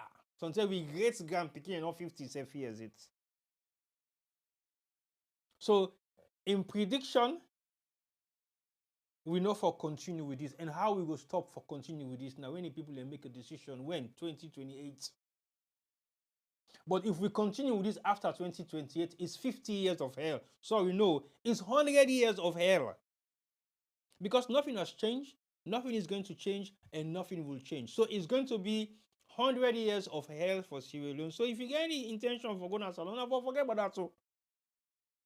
Because the former chief minister don't see him. Check in book. Unfortunately, I don't check for the book on Amazon because I want for read this book, make her see exactly what's in the governance experience where you don't put together for compile them into a book. Powerful summary. Now that's the color. Powerful summary where it don't put inside his book for show we how governance should be like in Sierra Leone. Otherwise, we will be poor for the next 100 years. Very serious issue. No, continue. Because drawing from my experience, we have to change. The change is with us. And both of you. Driving from his experience, we have to change. We, meaning from himself. What do you want to change that you were doing before that wasn't correct? That you are so much insisting in the fact that we have to change. What do we have to change? What do we really have to change? Okay, it don't mention the interviews. You are all part of the ruling and governing elites. Sitting here, you shape opinion. You shape the opinion of the 7.8 million people in this country. The people value what you tell them. So, your role is not just to interrogate people like us who have held public office, but also to begin to talk about how do we solve the problem? What is your own responsibility as the fourth estate and media practitioners, especially influential media practitioners who shape the public opinion? I have said the problem is not even generational. Political leaders, the nature of domestic politics, the people themselves. Right, let's stop there first. So basically, it don't balance the topic now to we, fourth estate, as people who are responsible for disseminating information, good or bad. Okay, it don't make the reference to we as media practitioners, journalists who are out there in Sierra Leone practicing journalism, to not just question authorities like himself, but also find solutions. Because everything that they say, everything that they propagate to the outside community in Sierra Leone and out of Sierra Leone is actually changing the narrative of how people think about politicians and how people think about governance. Because our role is to hold government officials accountable and ask them questions about their dealings in government institutions and why they are failing, and ask them how we can fix the problem that we have. So that is our role. For every narrative where media practitioners and they put out there is curving the mindset of Sierra Leoneans, whether it's fake news or it's real news. And the duty of what we do as media practitioners is to highlight some of these concerns that we are faced with in Sierra Leone by not just government officials, but people that are running institutions, whether be it private or government. And that is what we have done for the past 15 or 20 years in our capacity as media practitioners.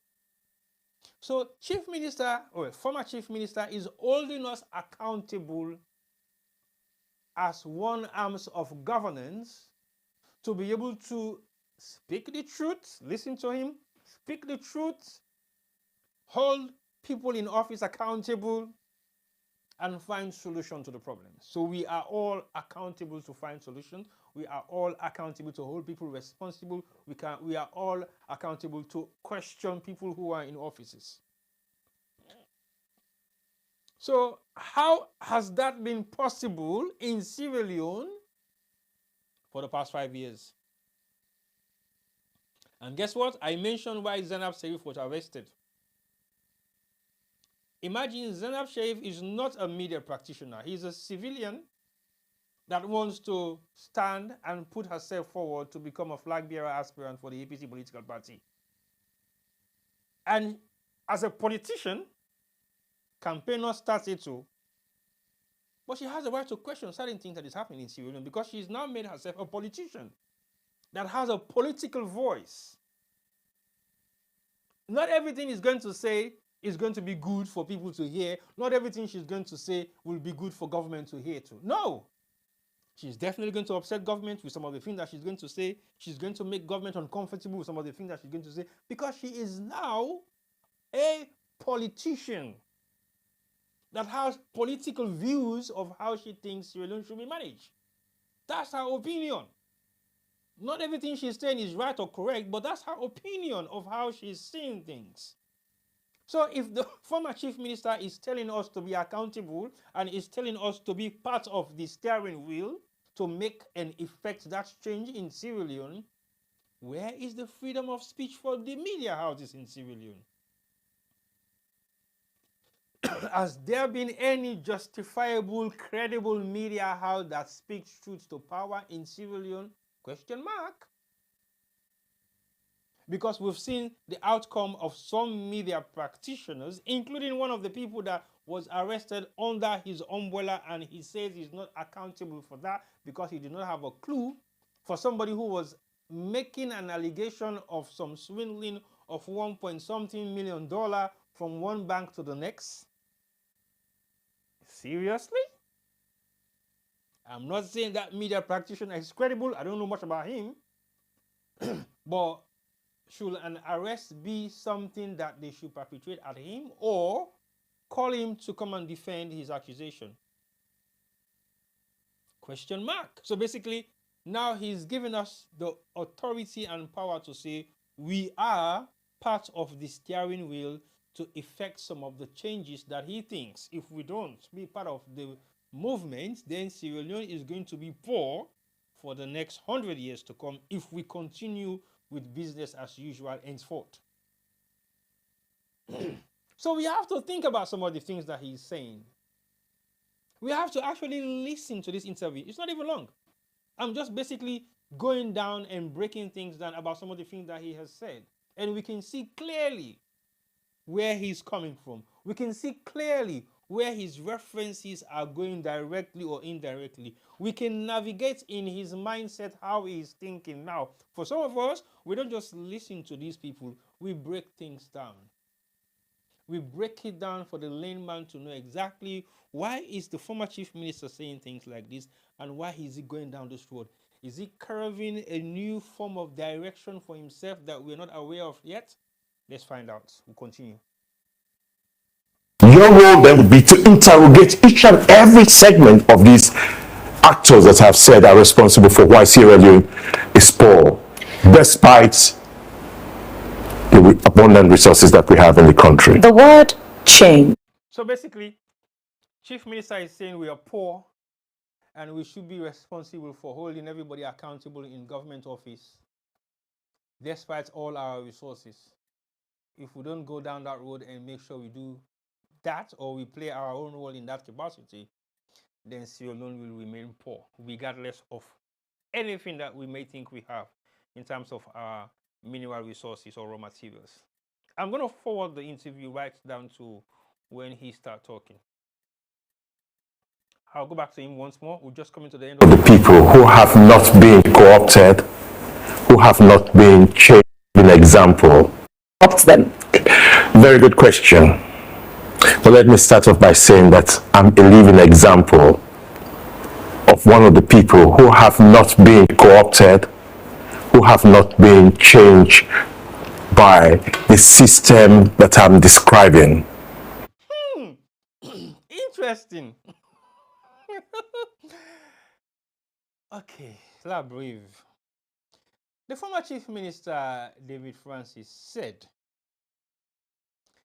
I think the question was people that have been influenced to be corrupt or to be manipulated to be corrupt, or yeah, that's the direction of the question. And now he's making a decisive statement. I will start off with myself to say I am very lucky because I am not one of the people where they don't corrupt or misled. Really? Okay. So you haven't been corrupted. Why? Lord, continue for listening. And that is important to recognize. I came with a very clean record in this country. He came with a very clean record in Sierra Leone. Okay. Who vetted his record? Did anybody vetted his record? When you say came with a clean record in Sierra Leone, what does that exactly mean? Are you saying Other people didn't come to Sierra Leone with clean records? Okay. We'll continue. As a distinguished international academic with international credibility, and I left governance with a clean record as well. Interesting. I beg you, if you are out there and you have worked with chief minister, or you know anything about former chief minister, or you have engaged with chief minister, this is a statement. He came to Sierra Leone with a very clean record, and he left government with a very clean record. I can testify to a few things that I've possibly said in the beginning of analyzing his interview. That will contradict what he just said. Definitely. Because to have a clean record does not necessarily mean your record is clean. You don't have any criminal conviction or anything. No, that's not clean record. Because there are many people that works in Sierra Leone or live in this part of the world that don't have any criminal conviction. Does not necessarily mean they have a clean record. Yes, you might not have a criminal conviction of somebody with a clean record, but you may have been involved in things that have not been taken into any criminal investigation. For Salone, please, you left Sierra Leone with a clean record. Really? Okay. So you say, well, we don't see that arrest you, but a lot of accusations has been made when you were in office, and a lot of reason why you were moved from chief minister to become the foreign minister again was evidence based on rumors, nothing to confirm to say, yeah, this is exactly why you were moved. But again, you cannot be in that position and you were demoted. If you have the capacity, if you delivered to the fullest, there is no way President Biya will remove you from that position and demote you. That's not question mark first for the first thing first way I want for contradict your clean record before and after you left office. That's a question mark. Why were you removed as a chief minister and then being demoted to a foreign minister? It means you're not only removed as a chief minister, they sent you out of the country so that you're not even having any involvement with government affairs as much as you can. They took you out of the country in isolation, because that is where you end up, in isolation, and you never came back. Because we were not even aware of when you were replaced as a foreign minister. There was no recollection of that in many Sierra Leoneans' minds. So basically, let us continue. Actually, you say you get clean record before you come to office, and then you left office with clean record. Let's listen to the remaining stuff of what you get for say. So let me just put that on record. But to answer your question directly, yes, you're right. The system has a way of co-opting those well-meaning people who come in.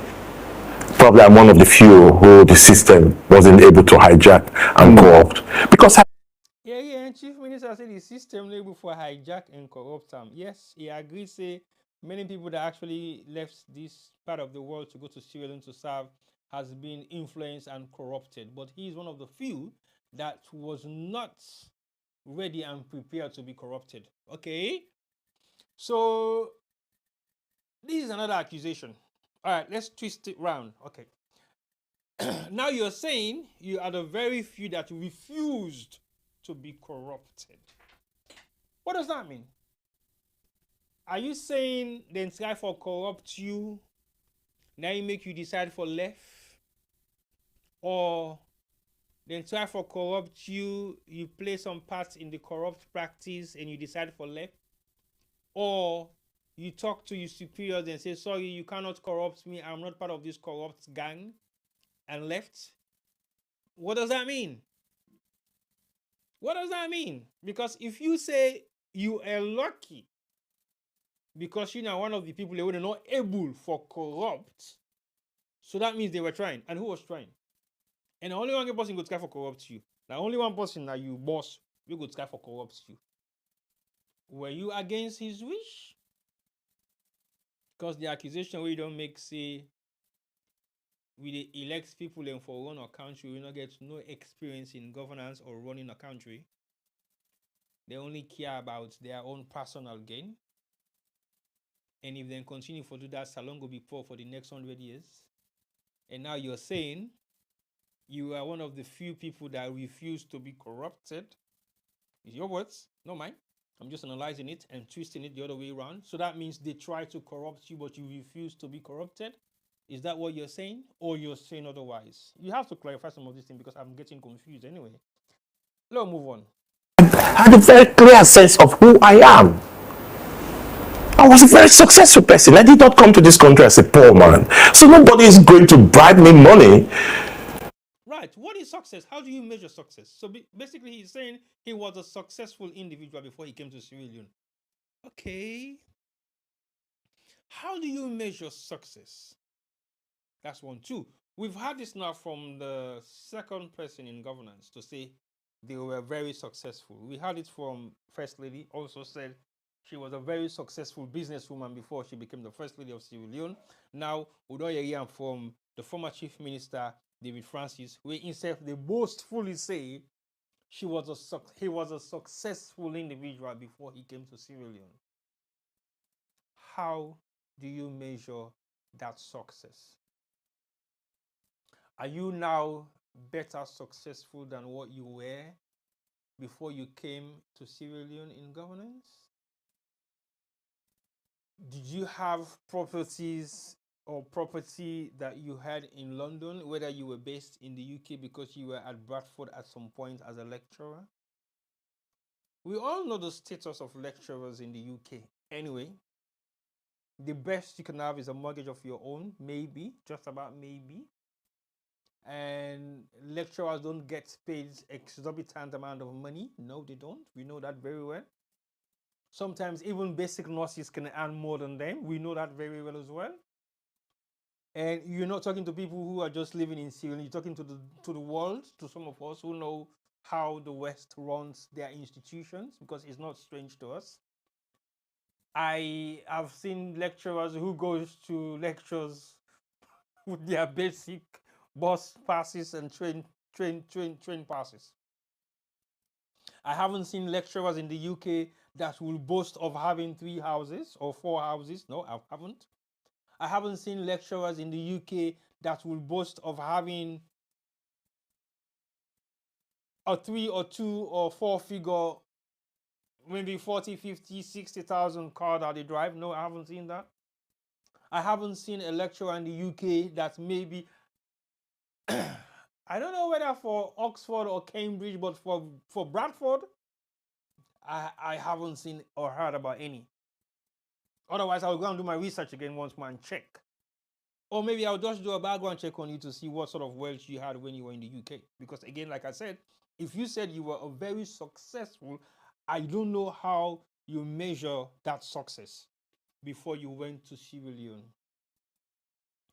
Because if that success was measured based on your assets, if the success that you had was measured based on your qualification, maybe I will accept that a bit to say, yes, you were qualified, you are a professor in a university, and you were a heading of certain departments. Yes, you had few more other roles that you were playing within that university setting.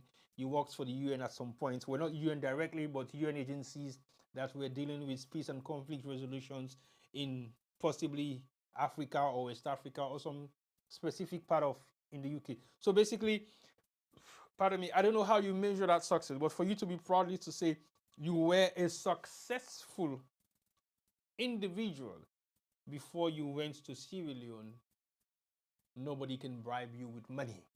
I don't think you're that filthy rich. No, I totally disagree with you on that. I don't think you are filthy rich. I know they say you don't take a bribe. I know they say you take a bribe or you attempt for take bribe. But I'm just saying, the amount of money that you may have saw in Sierra Leone, and it bites you back, so you don't see that kind of money outside of Sierra Leone, where you before you go Salone. No, not possible. It's not possible. One for us in the UK, you don't get to see anything more than £5,000 cash. Never. Never. Not possible. But I will bet you, Salone, you don't see $1 million plus cash. Yes. Then they will go bite anybody say yes, you have. You have seen that amount of money, physical, in Sierra Leone. Then the minister said they bite anybody because minister said people not to minister. We not get no position. I don't see that kind of money in there anyway. So I'm not gonna say now you waiting at that kind of office, the way they in charge of all the ministries in Sierra Leone. So I differ you in that. I may be wrong, but guess what? Based on the statistics of lecturers that we know in the UK, they are not filthy rich. Period. We'll continue. Or position or power. I've been around presidents before coming here. Okay, you've been around president before coming to the UK, before coming to Sierra Leone. I may agree with that because yes, you may have sat in consultation rooms regarding peace and conflicts in various different areas based on the UN sector or UN agencies that you're working with. I agree. Ideally, maybe yes, you had some form of, well, I'm not going to accuse you, but I know you may have been part of so many, left down there. Man, not going to, that's deep. That's deep. We'll continue. So I'm not going to be carried away by all of these things. But I also mentioned in this book in chapter 6, and that's where I'm saying you are right. The system co-opts even the best. But secondly also, the very corrosive nature and the embedded interest in the country as a way of, they always say a bad system always co-opt even the best. And that's what we have, not only in Sierra Leone, but across the continent. Okay, so basically, a lot of the interviews is facts. Everything that he was saying is facts in terms of what he referred to as why he thinks people are corrupt or there are corrupt practices in Sierra Leone happening or is embedded into the system or the system they actually make you be what you not be. A lot of what they say is true. It's facts. And you have many people who were not corrupted. When they get to Sierra Leone, they became the most corrupt individual that you might even know in your life. And I've seen the reality of that. I don't say I'm in life. I don't say I'm in person.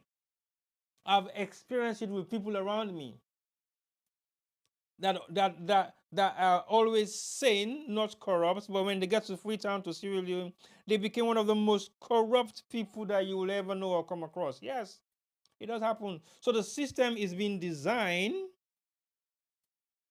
to corrupt people that have sane mind when they go to Sierra Leone. It's not easy, but again, this is somebody that have experienced the fact of what he is saying in some parts. Because when you look at the last statements, it is in his book, chapter 6 or so. Unfortunately, I can't find this book on Amazon. I really need to find this book and read it. Because eventually when I read this book, if I have a copy of it, then I will be able to analyze the book properly. Because we first stop for the go about hearing people saying things, not really deep into the things they need to say. We just smile about it and take it for face value. Because if that man was sitting down here, that interview wouldn't have continued for any more than 10 minutes.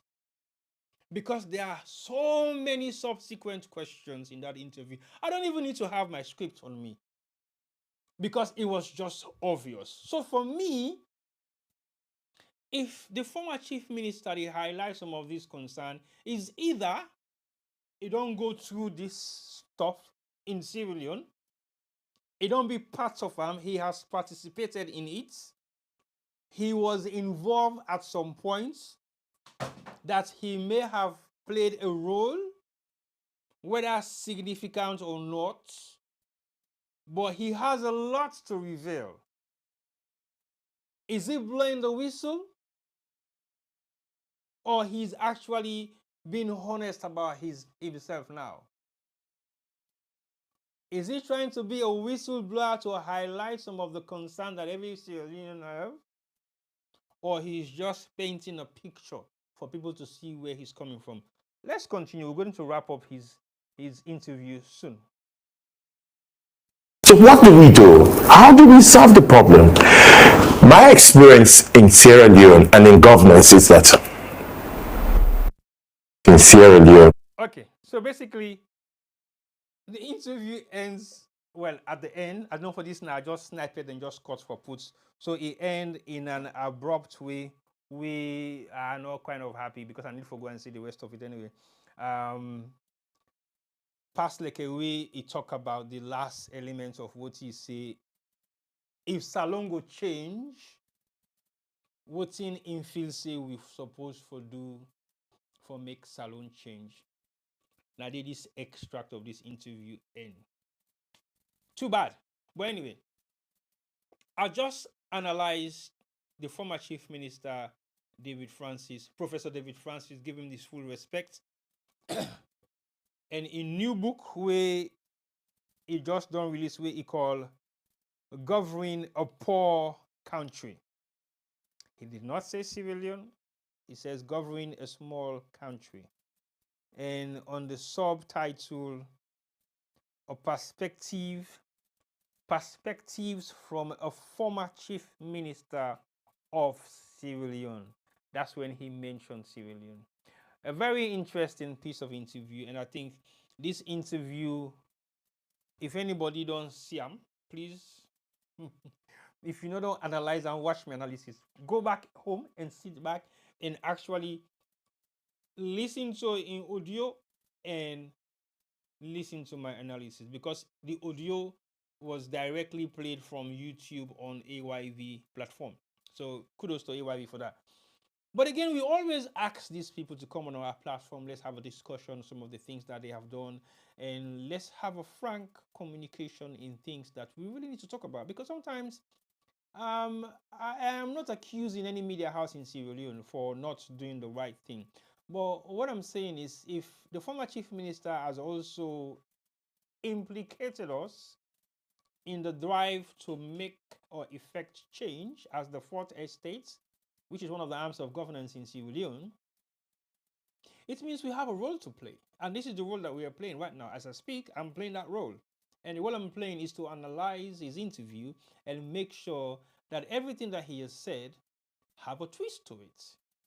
It is not a twist on a deliberate account of me twisting things, but it's just the reality of what he has actually executed in Sierra Leone as a chief minister from 2018 to 2021. He talks about hijack institutions, and he actually hijacked the institution that he was running. How? Because when he was responsible for the transitional team, we heard the statements he made against APC as a political party, and they were not nice statements. For somebody who knows about governance, for somebody who knows about transition, for somebody who knows about smooth transition from one administration to the next, for somebody who thinks he has the value for Sierra Leone, he has the integrity, he is qualified, and he's got the experience to serve in that capacity, should not be making such statements during transition. So, did he hijack the transition team? Yes, he did. How? Because many APCNs lost their jobs by default. Some of them not come back in the office for can actually tender their resignation. Some will not even resign. Say, I want to see one APC government official will officially send in resignation letter, or is sending in handing over documents, or is sending in transition. Even when at the government where the former president send handover transitional reports, SMB government tell you say they not get no transitional reports. Sierra Leone coffers was zero. ABC don't thief all the money. They don't left nothing at the bank. There was a transitional report handed over by the former presidents. So if we don't see such structure, and former chief minister they can't tell you now what in governance mean, okay. No, read the book. Me, I they promote the book for make we read them and we analyze the book, because guess what? We are tired of the elite of Sierra Leone telling us one thing and they doing another. We don't tire, bruh. We not fool forever. Some of we not get professorial degree, But big, come let's have a frank discussion about developing Sierra Leone, about pushing Sierra Leone to the next level for make Sierra Leone a better place for we grand picking. And because former chief minister say if we continue with business as usual, Sierra Leone is going to be poor for the next 100 years. And what is business as usual? If we elect government and people and for lead we country, we not get no knowledge in governance, they only care about themselves and enrich themselves, Salone go be poor for the next 100 years. If we appoint people that we're not competent, not qualified, not get experience, not patriotic, Salone is going to be poor for the next 100 years if we continue with business as usual. So, what's in our business as usual? And it don't make it clear to you say he came to Sri Lanka with a clean record and he left with a clean record. Really? I'm gonna tell me otherwise because I don't know what clean records are supposed to be. And he also don't say he came to Sierra Leone as somebody way comfortable. Well, he say he what's not the word? He say he get money. So I will try to see how you measure successful. He was successful. So I will try to measure how it is try for measure success. If he talks say he gets educational success story, yes, he's a professor. I agree.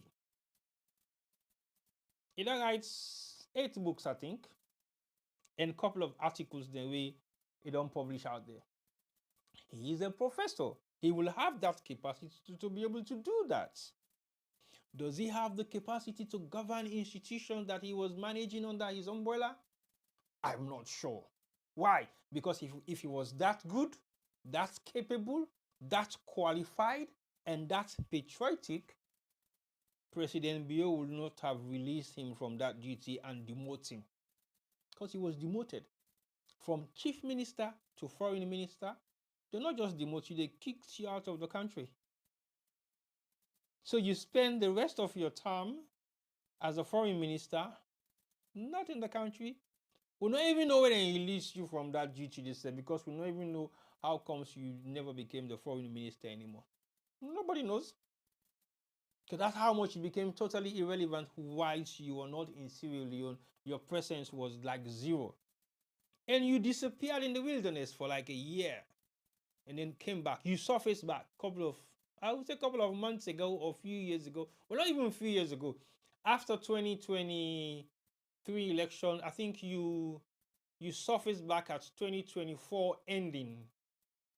I think 2024 ending 2025, there was an event in Sierra Leone where I see you surfaced back again and you became another household name back again for the second time. Then all of a sudden you're writing a book about how governance should be in Sierra Leone. I beg, let's start thinking about some of these things that people do in Sierra Leone. Sierra Leone is not a piece of cake. Everybody will just come and chop their own and go and come back when they feel like and think it's okay. It's not okay.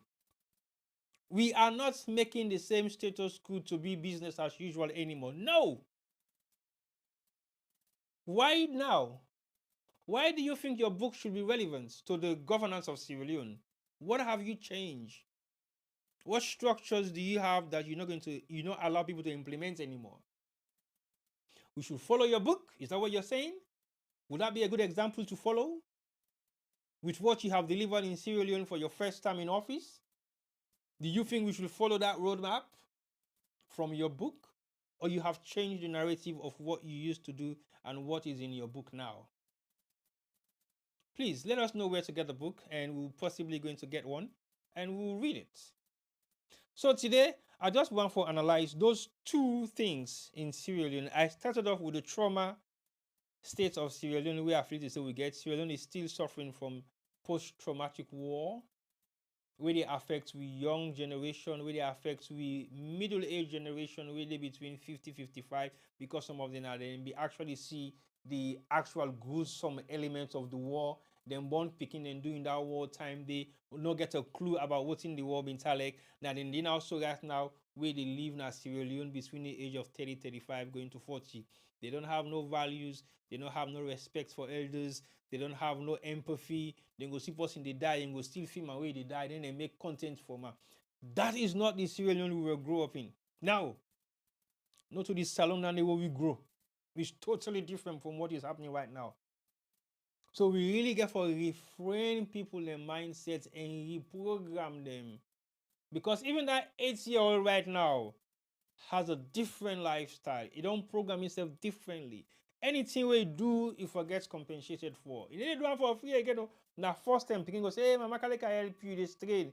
He told you bond would say, go left now. He say, Mama, thank you, my goodbye, go see. Now that man goes, hey, Mama, no go, come. Like I can give small cola.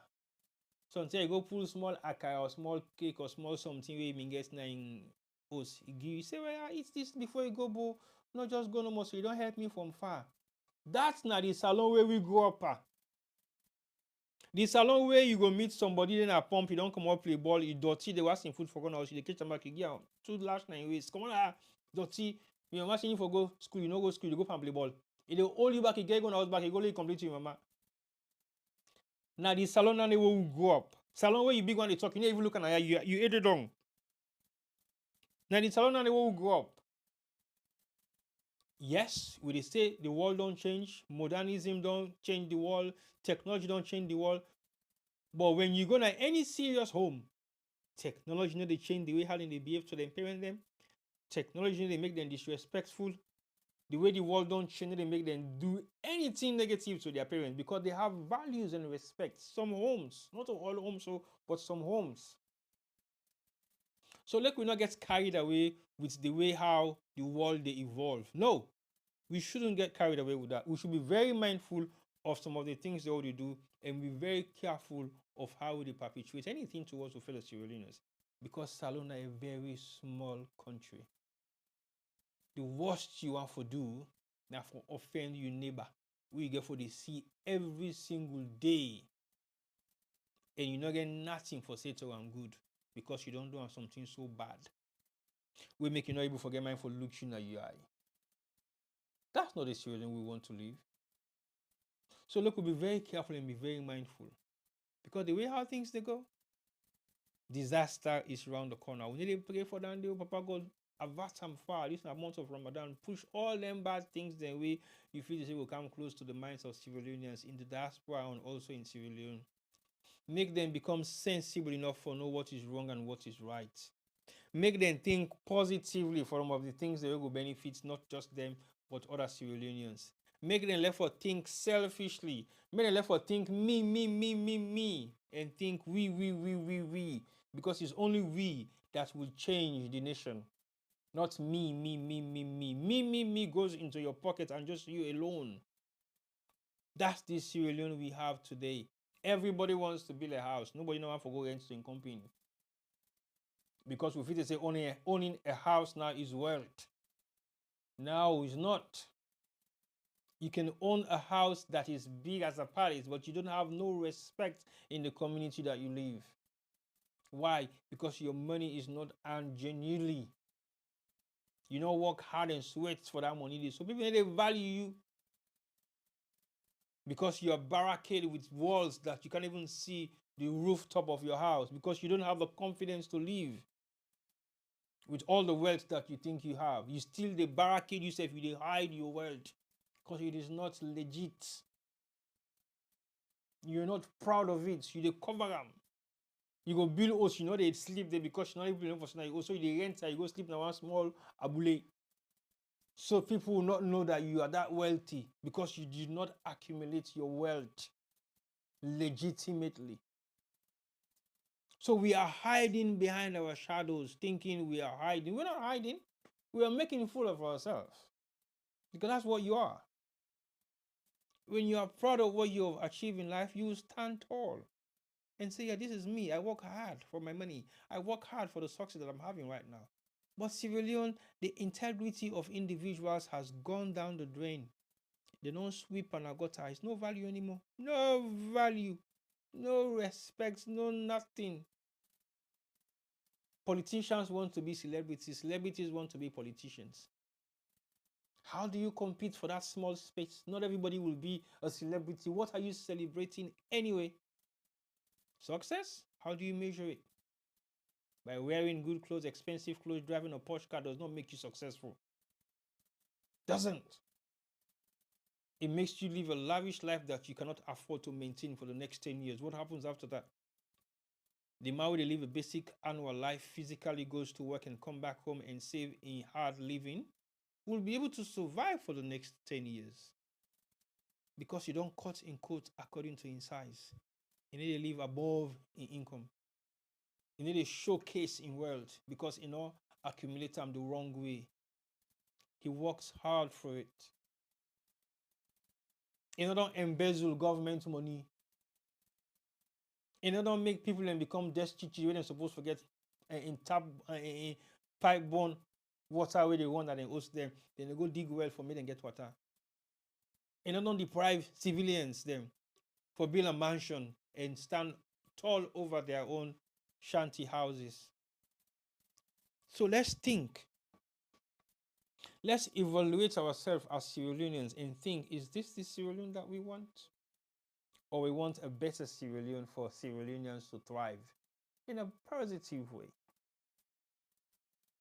So look, we try as much as possible, as much as we can. I mean, said they do maybe 1 hour, but it don't exceed me time.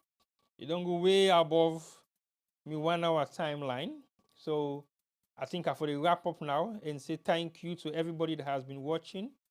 I say thank you to the one that we don't comment. Unfortunately, I'm not able to go through the few comments that we there, but yeah, they looks good. They sound very much okay.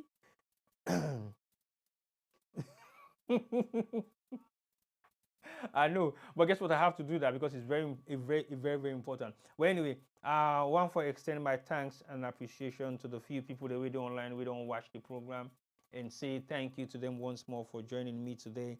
And it's not been easy, but again, we have to come out and say some of these things. They are hard facts that many people don't want to talk about, but sometimes I think it's very interesting and relevant for us to have this discussion because we only get one Salone. And our one Salone we get for go back. So until next week, have a lovely weekend. And when it gets close to the end of Ramadan, you should be preparing yourself. You don't begin get to pray clothes. You don't begin plan of what you get for work for go pray. If you're not getting nasty, no worry. Where you know my clothes go pray. Now God you to go pray to not to mankind. If you have something to wear, then fine, wear it. Don't kill yourself for something that you don't have. God will provide you the right thing. If not jeans self you get, now you able for afford for go pray. Where and go pray. Now pray day. Now God you to go pray to. Not to forgo impress person. Not to forgo make people know for say, oh, you don't buy 5,000 pounds worth of clothes, you want to go show off footer. No. Be yourself and be a Sierra Leonean. A genuine one, a fear or God-fearing one. One we go love in company, Sierra Leonean, regardless of in political party, regardless of in tribe, regardless of in gender, and regardless of your occupation. So stay tuned and don't forget to join us and follow us on Facebook and YouTube. And also forget for going our TikTok page is trending right now. And make sure say you follow me and subscribe. So thank you once more and have a lovely weekend. I hope so we'll come back here again next week Tuesday with another edition of The Buzz by Bubu JT.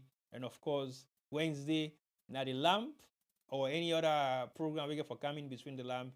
And Thursday, now how they go inside the Republic. So I want to say thank you very much and have a good evening and good night.